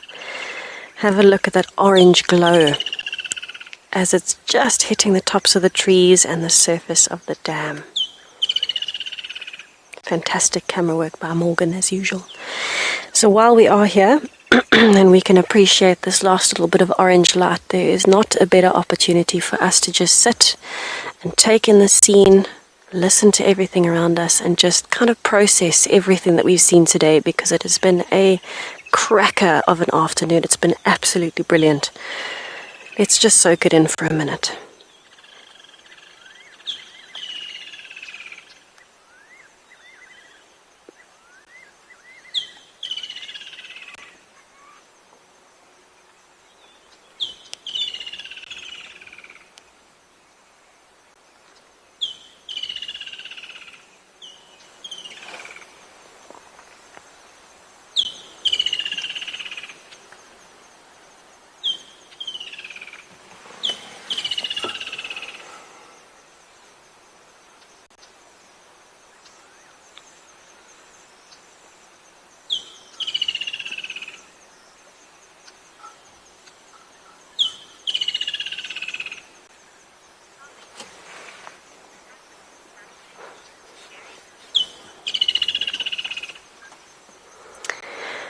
Billy, I don't think there's anything that compares to an African sunset and an African sunrise. I don't think you get this kind of beauty, personally, anywhere else in the world.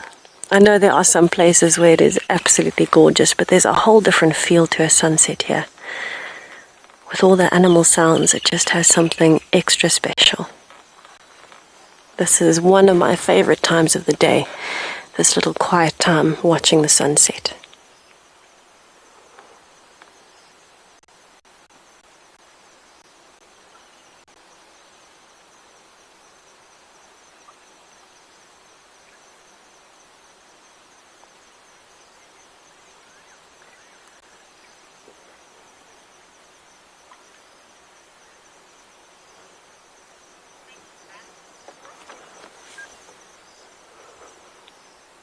Myself and Morgan are going to take in the sunset a little bit longer, spend a bit more time here, and maybe we'll get lucky and hear some interesting sounds that we can share with you.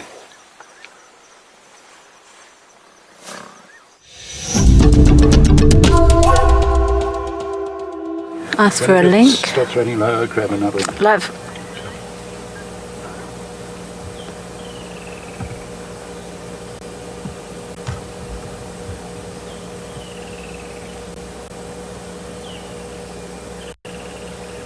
Sometimes it's nice to just slow it down a bit.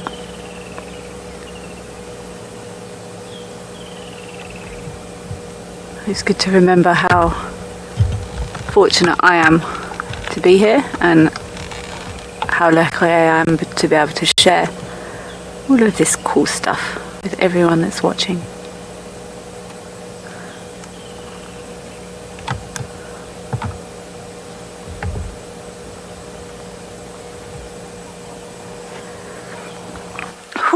It's actually really quite sticky and humid when we're not moving. So I think I'm going to carry on. Maybe make my way up past Twin Dams. And just take it nice and slow on the way back. And see what we can find. We'll use the spotlight. We'll look for some eye shine. And we never know who we're going to pick up. Looking for eye shine.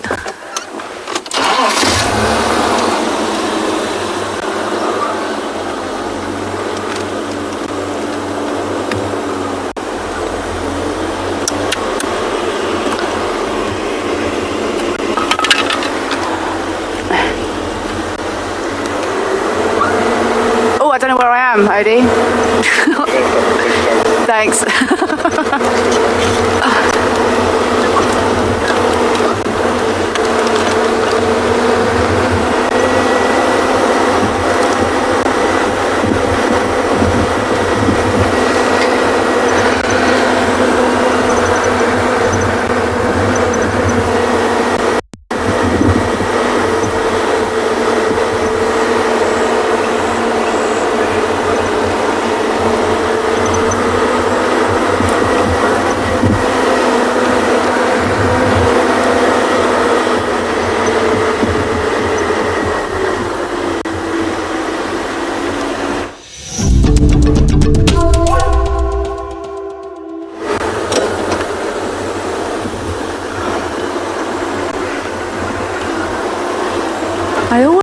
enjoy this part of the evening. Oh, hello. We've got a hyena on the road. I was going to say because you never know what's around the corner, and I didn't even get a chance to see it.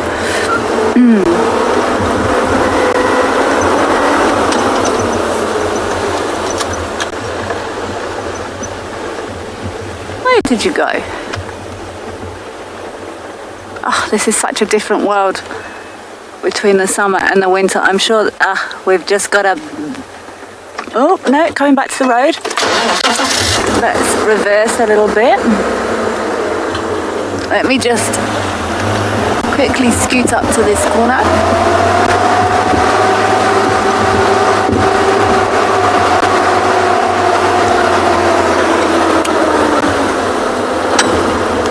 Where did you go?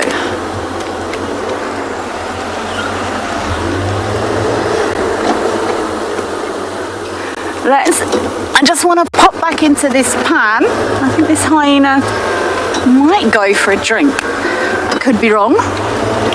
What do I know? But there is a pan here.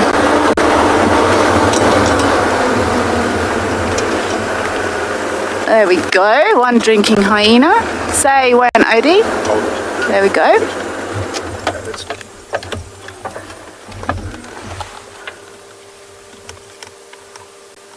Who are you?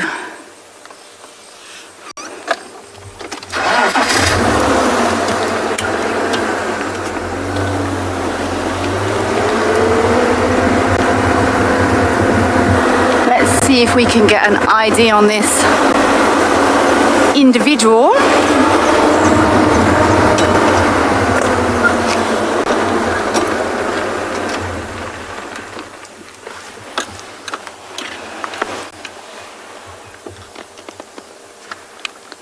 Okay, race for the ID team. You're gonna come and say hi.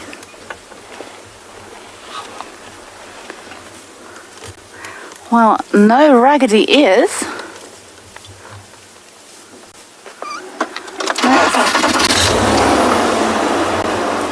Oh, what can you smell?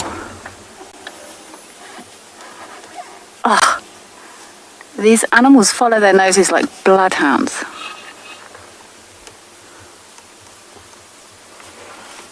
What can you smell?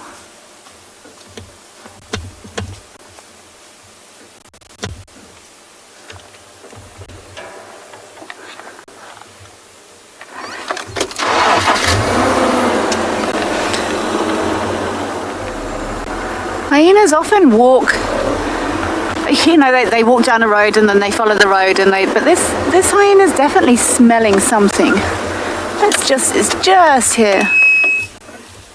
Come show us your face.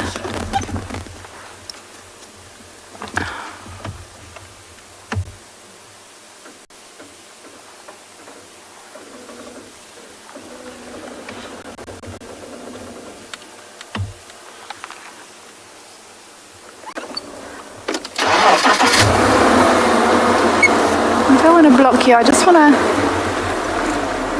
not going to block you, honey. Let me just get in front. I'm not going to block you, you can keep walking. I'm just going to turn, Odie. I don't want to block this hyena. Oh. That was terrible driving. Sorry, Owen.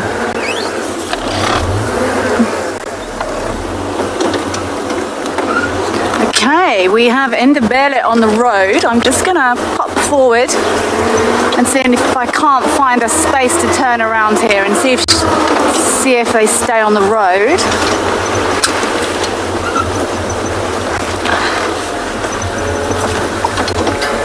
This is where you turn around and they've gone. Have you gone? Oh yeah, they have. There we go. What a surprise. Okay, no, we've got you. We've got you, sweetie.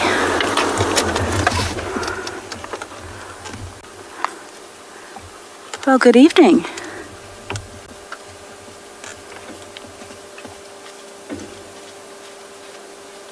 You can actually hear them shuffling. sort of toes turned out walk. Oh look, it's turning again.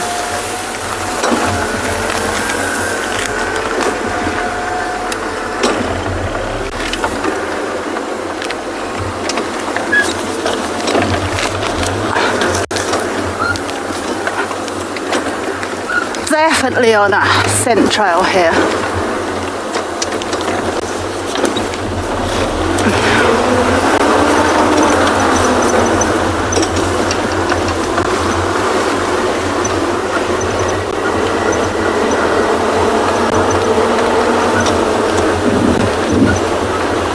If this animal comes back to the road, then I'll carry on following, but I don't want to crash through the bush.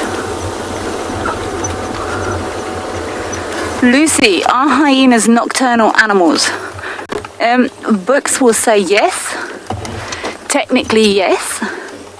But then you have to ask yourself, how often do you see hyenas during the day? And I've seen hyenas many times during the day. Where's she gone now?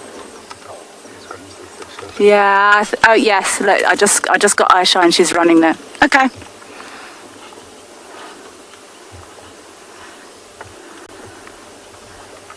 I just got eye shine through the thickets there. Oh, well, that was cool. Ha!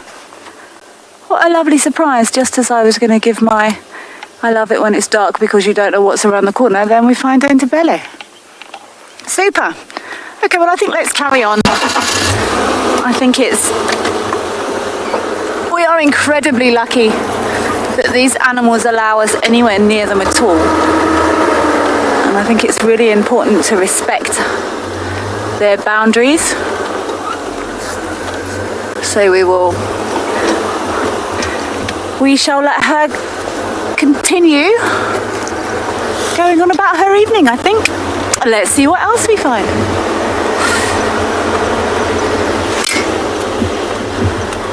As we drove past this little pan, I did check for eyes at the pan because as the seasons are turning, water is becoming increasingly scarce. There's lots of natural pans that are now drying up.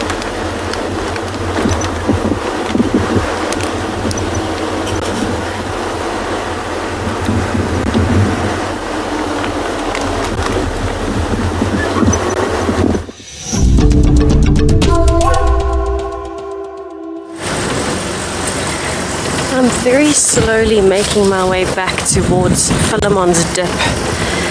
While we were at Treehouse Dam on the wall, we could hear a lot of commotion from the hyenas, and it didn't sound like it was coming from the dens. It sounded like it was coming from further away, possibly a bit further east as well. So I'm thinking there might be something happening around Philemon's Dip, and that's very close to where we lost Kalamba. So maybe we might get lucky.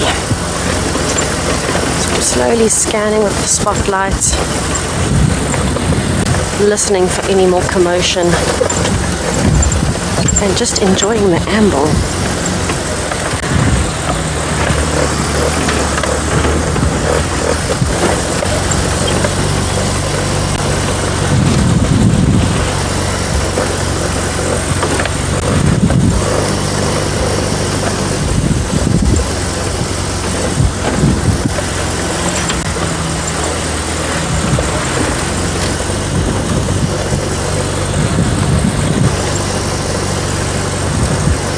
I'm wondering if it's not possible if maybe Kalamba changed direction. When we last saw her, she was going south. Maybe she's changed direction and gone back north. It's very possible she heard the hyenas as well and wants to move out of the area.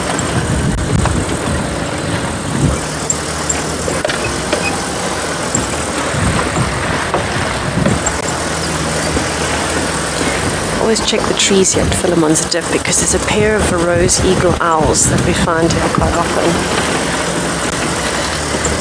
And I've seen them, but I haven't seen them in the dip, and I keep hearing that they like to be in this dip.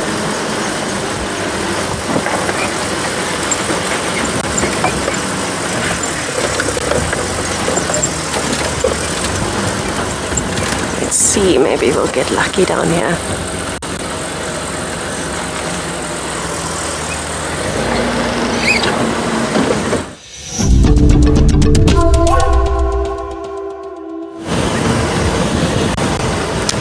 I'm slowly searching just through the drainage line now at Philemon's Dip.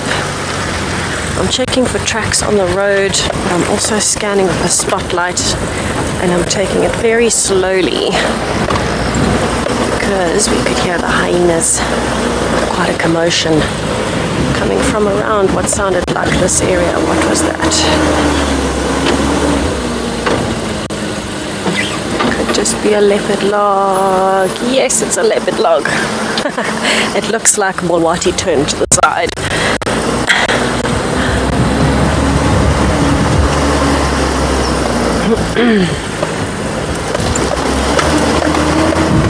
So I'm still listening as well for any more commotion from the hyenas. I think they can pick up that Lalamba's been here from the scent.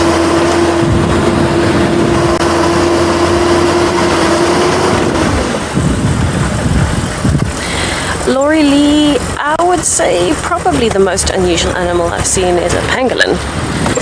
It's a very rare animal and it's very strange looking. It looks similar to an armadillo if you haven't seen a pangolin before. Very scaly animal, and I didn't expect it to be as big as it was. I thought they would be quite small. Even though you read their size, it's tough to conceptualize what it's actually going to be until you find it. And I was very shocked to find out that this thing was massive, well over a meter in length. Much bigger than I expected. And I've been very lucky. I've seen a good few pangolins in my guiding career.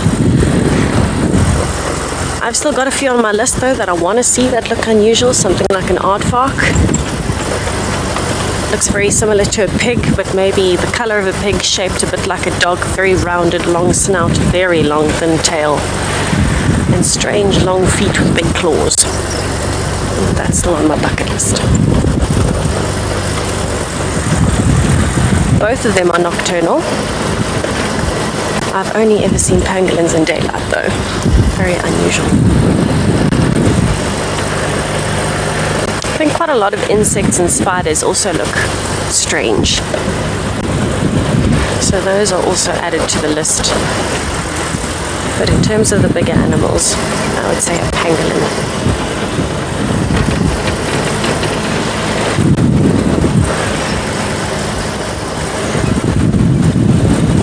Oh, we've hit a warm patch. As we've come up onto the crest, we've hit a patch where it's humid again and very hot.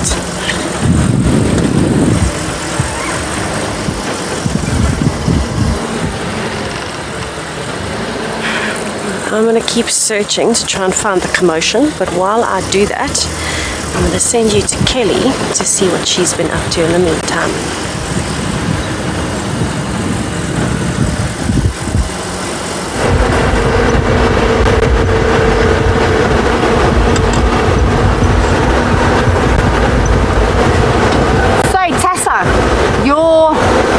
Most unusual animal that you've seen is a pangolin. I'm thinking and driving. I've seen a pangolin twice, but I don't know if I can count it though, because I once think I might have seen a black-footed cat, but I'm not quite comfortable enough to confirm it.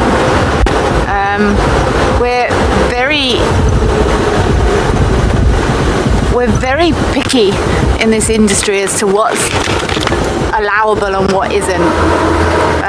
I think I might have once seen a black-footed cat. If it was, then it would be a black-footed cat. If I'm not classing it as allowable, then I will say a pangolin as well. There's something in this tree, Odie. I don't want to shine on it in case it's a daytime thing. Let me just check with binos what this is. Yeah, right in the top there's a bird, but I don't want to upset it.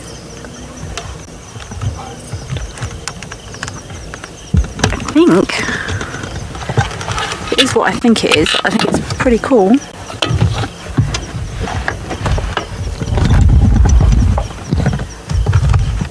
You in IR there, Odie, can I turn off?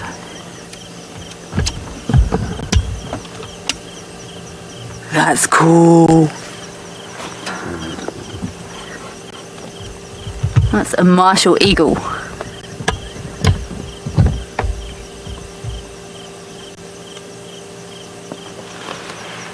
These are huge eagles.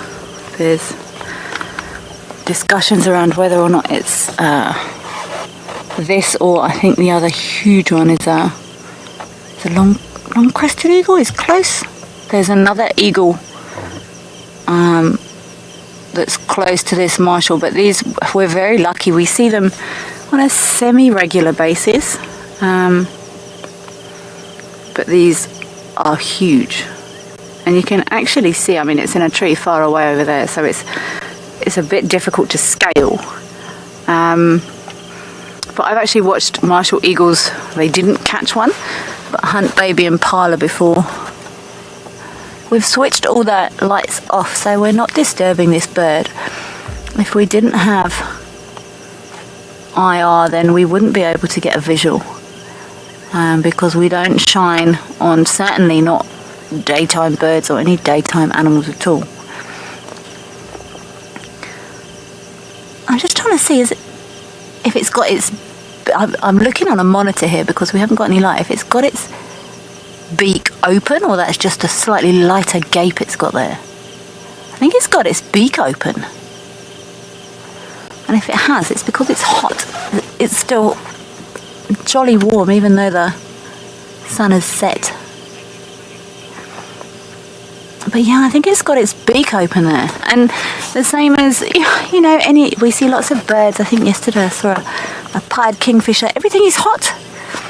I do think the weather's going to possibly break tonight, but this bird's hot. It's black. It's black on the top. And he's sitting on the top of this tree, but there's not a breath of wind. But how cool is that? A Marshall eagle. You can see that eye shine as well there.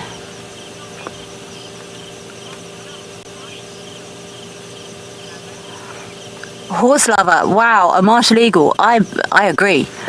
It's always lovely to see these huge, big eagles, and they would kill a young impala just from its talons. They would just hit it and crush its skull. So you can see now as we're zooming out, we're a long way away from this bird. We're not disturbing it in any way. We're actually sitting here in pitch darkness. And Odie's using this IR. What a lovely sighting. What a treat. Oh, I'm going to just watch here a little bit longer, and I'm going to send you back across to Tess now.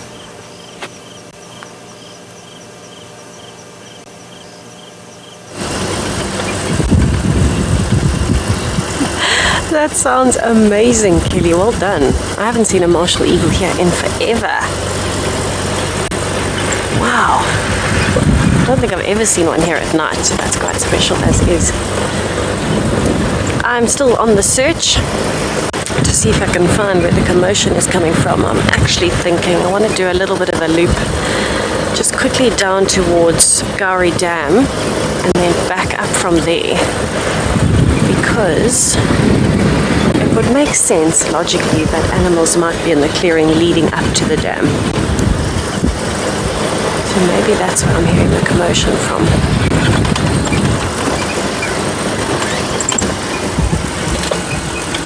Now there doesn't seem to be much life up in the clearing above Gowrie Dam, and I'm guessing that's because they can still smell tlalamba and possibly hear the hyenas too. So the normal plains game, impalas, wildebeest, I have not seen many. I've only seen 2, and they were actually more towards Vuyatela access, that area, so quite far north of the dam.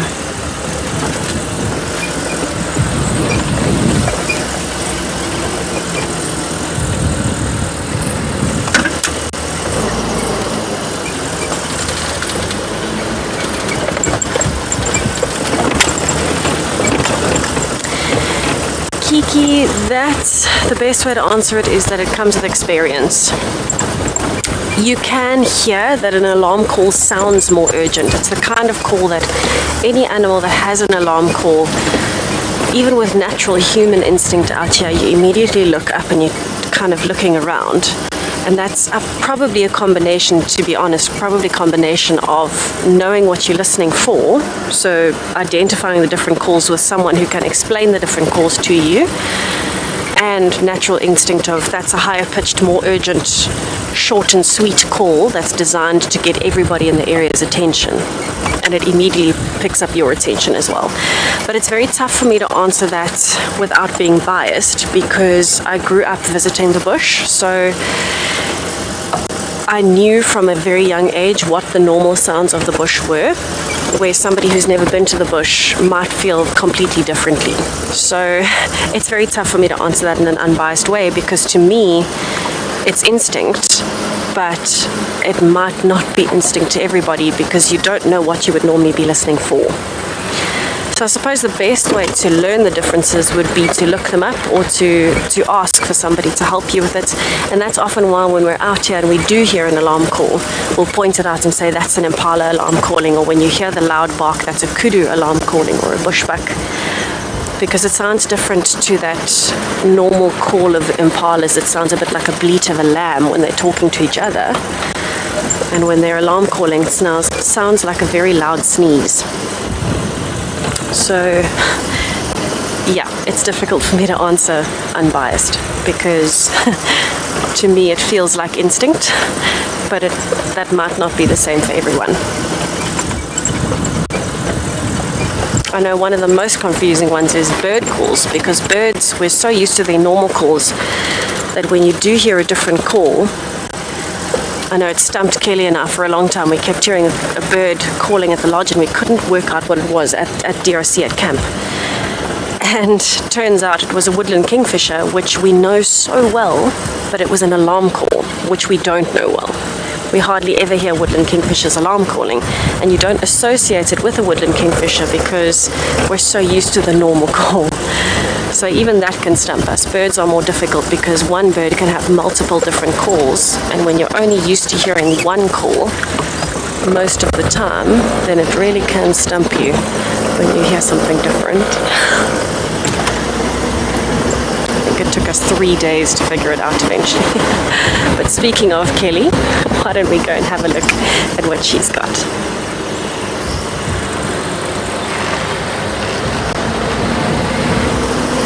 Ask for a link. Did you thumb? Too late.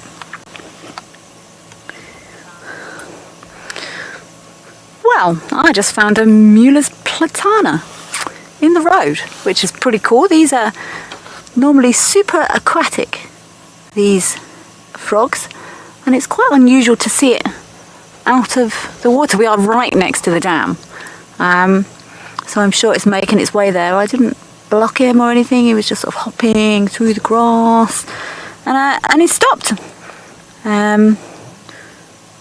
which is actually very cool. One of the distinguishing features of these platanas is very powerful back legs. Obviously all frogs have got fairly powerful back legs because that's how they jump. But yeah, one of the identifying features, they do make a metallic sort of tapping sound when they're underwater, but these you're not really gonna hear. Oh look, you can see them. Wow, those back legs are actually quite out of proportion.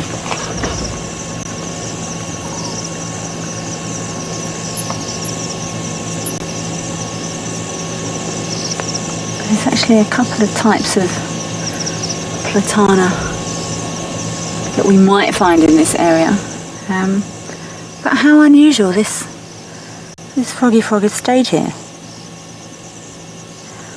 So the males and the females both call. Some species of frog you'll just hear the males calling, that chorus you hear, especially after rain or before rain, sometimes in the summer.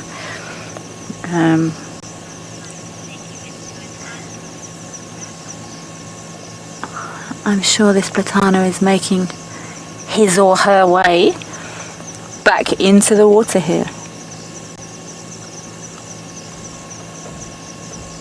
Come, he's got it, man.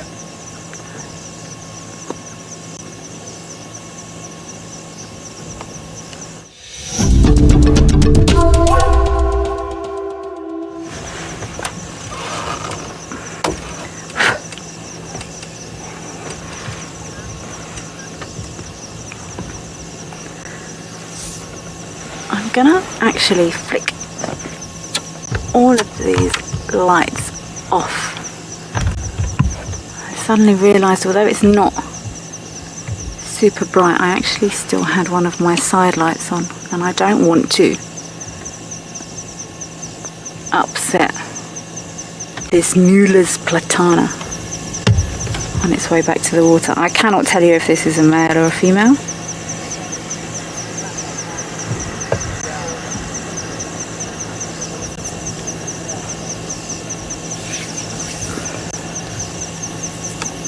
I would love to try and... I just want to see if I can find what call this frog makes. I would love to share it. Let's see.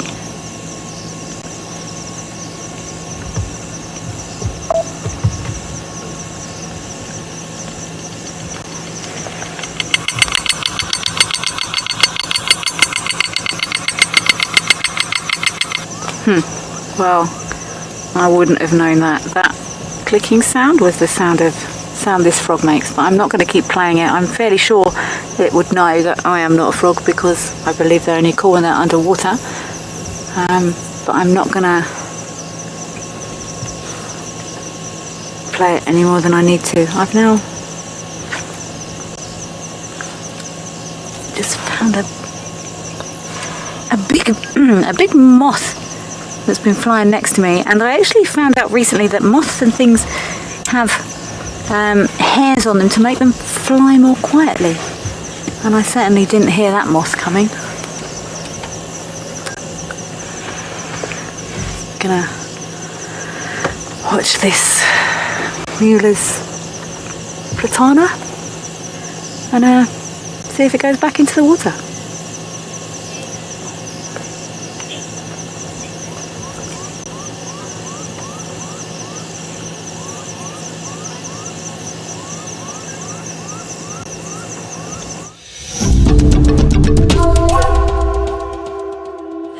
I was just saying to Morgan, I have not seen a white-tailed mongoose in a long time. And as we arrived at the junction to the open area, we saw a glimpse of a white-tailed mongoose. Unfortunately, too far away for the infrared light, and it disappeared quite quickly.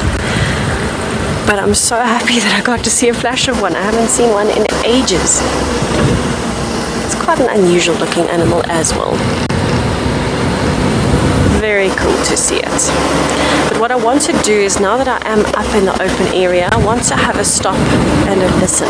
There's a little bit of lightning rolling in, which we have not seen in a while, and that's quite exciting as is. It's very humid, and I have a feeling that this is going to be affecting the animals.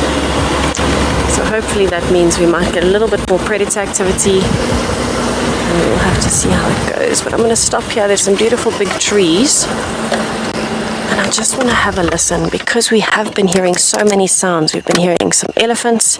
Oh, look at the dust. Wow. And we've of course been hearing the hyenas. So while we are here, while there's some lovely nocturnal sounds, let's have a listen.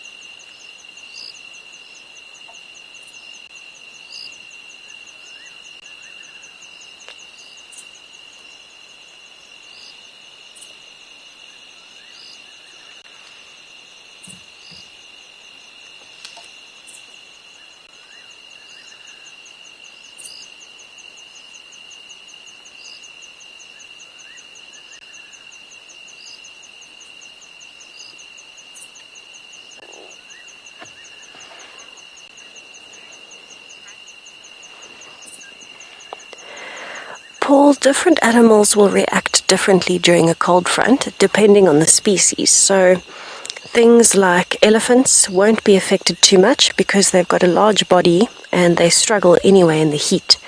So they appreciate the cold. It means they can move around more without having to hide from the sun in the heat of the day. So it gives them more chance of moving and feeding.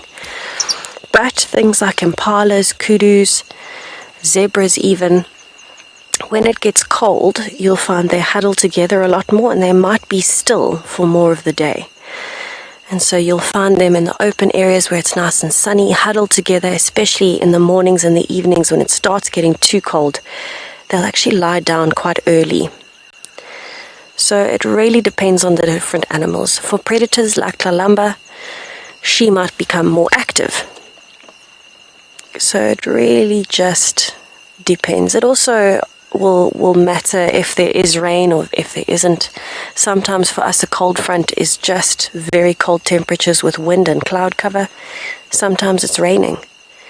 If it's raining, you're much less likely to find animals out and about, other than wild dogs and hyenas. They particularly enjoy the rain, and occasionally lions and leopards as well. If it's just windy, you'll find all the predators are more active, and things like impalas are much more shy because the predators have an advantage. So they will be very skittish, they won't really tolerate noise around them, and they'll run away from everything pretty easily.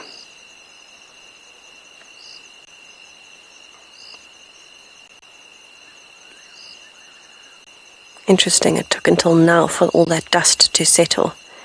So it shows you how little movement there is in the air.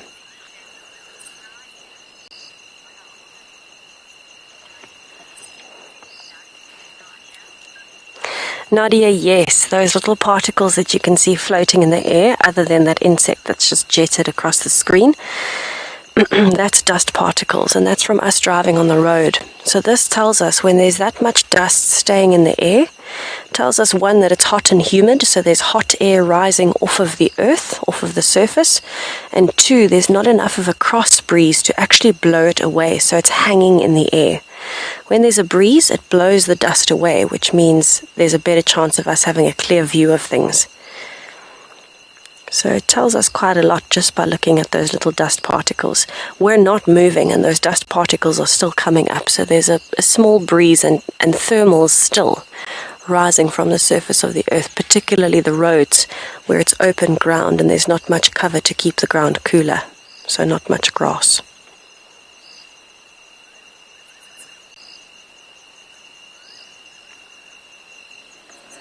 Quite bright out at the moment, so with the naked eye I can actually see all of these shapes around us, and that's because the moon is just on about 3/4. So it's not an ideal night for predators to be hunting because it's easier to spot them.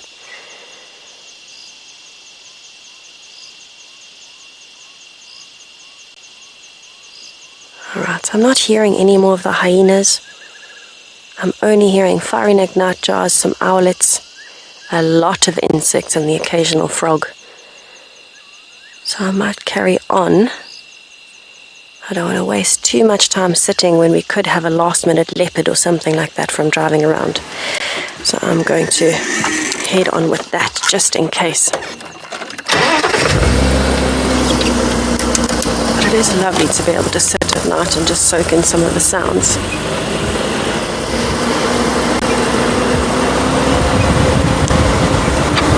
Alright, let's see if we can find any animals up on quarantine in this heat. But while I do that, let's head over to Kelly and see if she's had any success on her Bumble.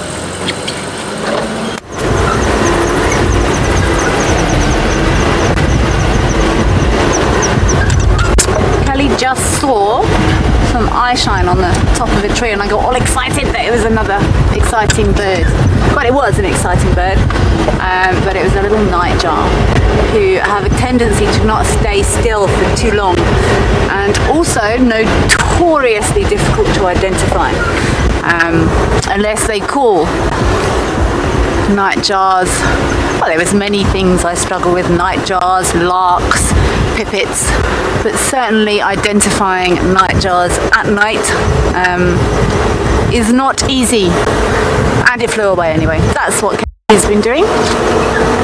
I'm gonna pick my way back towards the north, away from the dams. There's been I was so torn this afternoon. I would love to try and find, at least work out if the lines are on the property, but unfortunately without carefully checking all of the cut lines, it's almost impossible to do that, and it's always such a dilemma of which way to go. And I've been doing this long enough now to know I just relax and the bush will provide. The harder you try and push nature, it just pushes back twice as hard. So I was kind of hoping to even maybe hear some lions calling. I know we had on dam cam this morning, probably to the north, which is kind of where I was. But yeah, we shall see who turns up, maybe overnight. Maybe during the night they will cross in, and someone can maybe go check in the morning to see if anyone's arrived.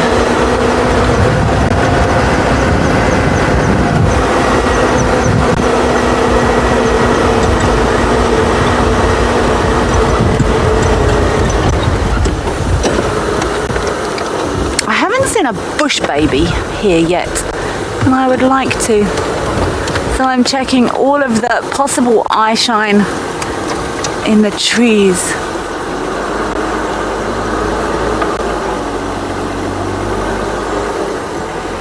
Eddie girl, the bush does look fantastic at this time of night. This grass is slowly turning. I'm just going to try and check this eye shine here. Sorry, I mean that could be like a spider or something. It's very, very small, but I'm desperate to find a bush baby, and the only way to do it is to check. Can you see that eye shine there? Oh gosh, this is difficult. Let's try. Oh, I'm trying to hold the binoculars and the spotlight at the same time.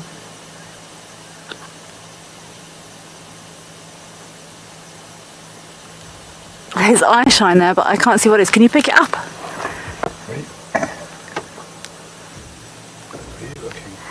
Right in the middle of that tree. I think it's not a bush baby. It would have moved by now. It could be a moth or even the insects will reflect. But if that was a bush baby, it would have moved by now. So I'm sure it's maybe an insect, or equally, if it had been one of the little owls or something, we would have been able to pick that up in the binoculars.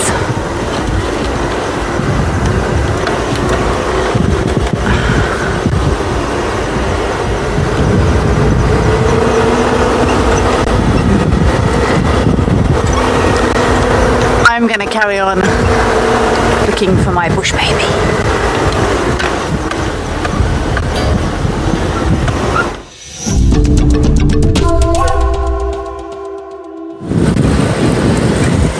Bush babies are so much fun. Wonderful to see one. I am on a mission not only to find any mammals, but also for a community web spider's nest. They are extremely nocturnal spiders, and during the day you don't see much action out of the nest, but at night they come alive. And I want to find a nice big one and see if we can get a close view of it, because then you can actually see all the little spiders. There can be up to 100 spiders in one nest. So I'm hoping here in this seep line there's a lot of silver cluster leaves, a lot of bush willows, that we might find a nice big community web spider's nest.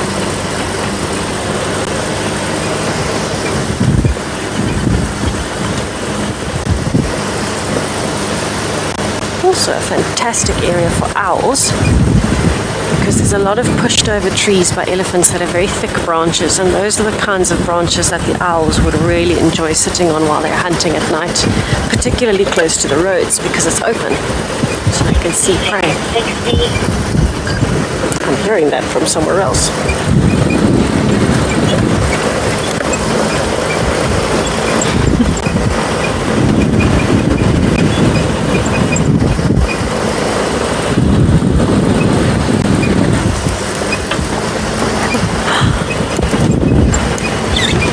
Oh, there's a nice big one. I don't know if you can get it, Morgan, but we can try.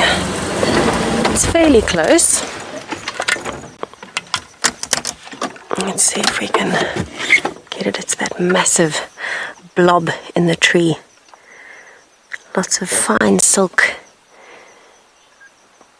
And I'm hoping the more we sit here, the more activity we might see. This is a very big one. So I'm thinking there would be more than 100 spiders in here.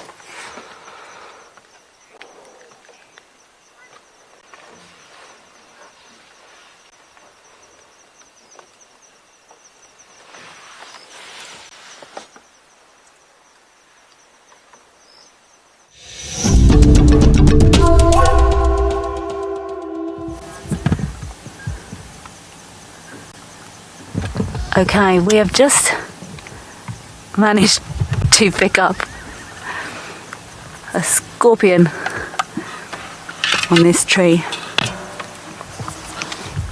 using a...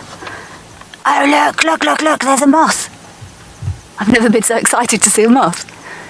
You see that scorpion up there? We actually used a UV light to find this. It's just stuck down on the other side of the tree now. I don't know if everyone saw this scorpion. That's so cool. I didn't get a good look at it. Look, oh, there we go. Okay. Those skinny pedipalps tell me that it's probably one of their... I'd like to see its tail. I'm going to also guess, because it's on a tree, it could be a bark scorpion.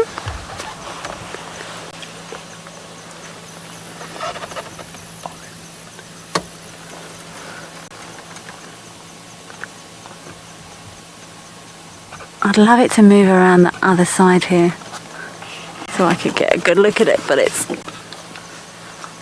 difficult. But that is very cool. We didn't spot this just with a spotlight. We had help with a UV light. I think it might be possibly an olive thicktail. Annie, wow, yes, that's very cool. I did attempt to find a scorpion during my last stint and I failed miserably. But I think this is possibly an olive thicktail. Normally these little skinny pedipalps mean it's either got big hands or a big tail. Big hands, that's not technically correct, but you know what I mean. And I could just see that tiny little skinny little pedipalp there, but that was very cool. That moth nearly bumped straight into it. We nearly got a live kill. I've never been so excited to see a moth, I don't think. Fantastic though.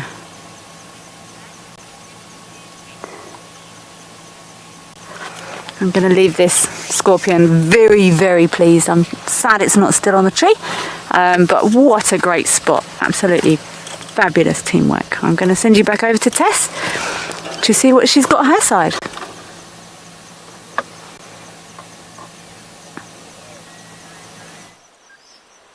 We seem to be having a lot of luck with unusual things this evening. Goodness. I have found the massive community web spider's nest that I was looking for. And I wanted to look for one because they are nocturnal spiders. So during the day you can see them out and about, but normally you see them more active at night. Now it's very hard to show the size at night, but to give you an idea, the webbing, which is all around those branches, creating that ball shape, is probably almost a ruler length across. So this is a rather large community web spider's nest, and there will be finer sections of silk that might go down to the sides, to the floor, in a funnel web, so it's like a catchment web. And the spiders are right in the middle. And at night, they come out and wait for insects like moths to fly into the web. It's a fairly large tree, and you can see it takes up a pretty large proportion of the bottom right branch. I was hoping we might see a few that are active in the nest, but I haven't seen any movement yet.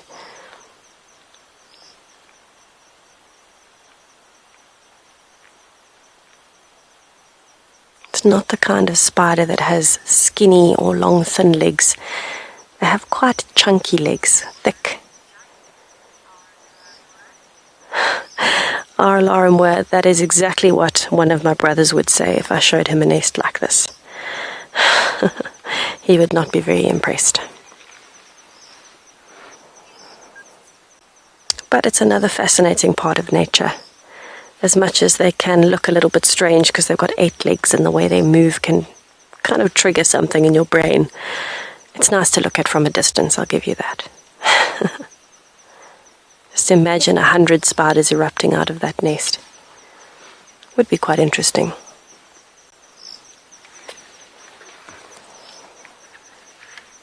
But these spiders are harmless towards us. They won't venture out of that nest. It's not as though they're about to crawl out and come running over because they can sense that Morgan and I are here in the car. It's definitely not the case. In fact, very few spiders would come near us on purpose.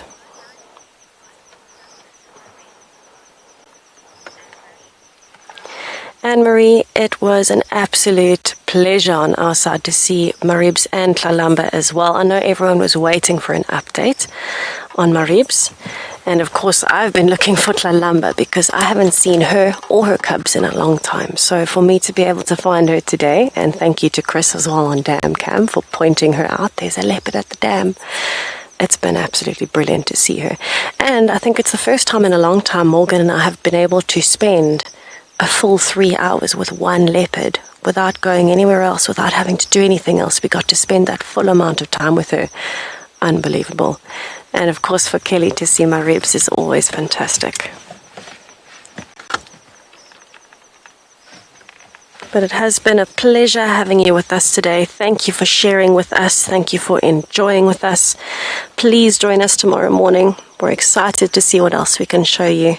And from myself, Kelly, JP, and Chris, have a wonderful evening.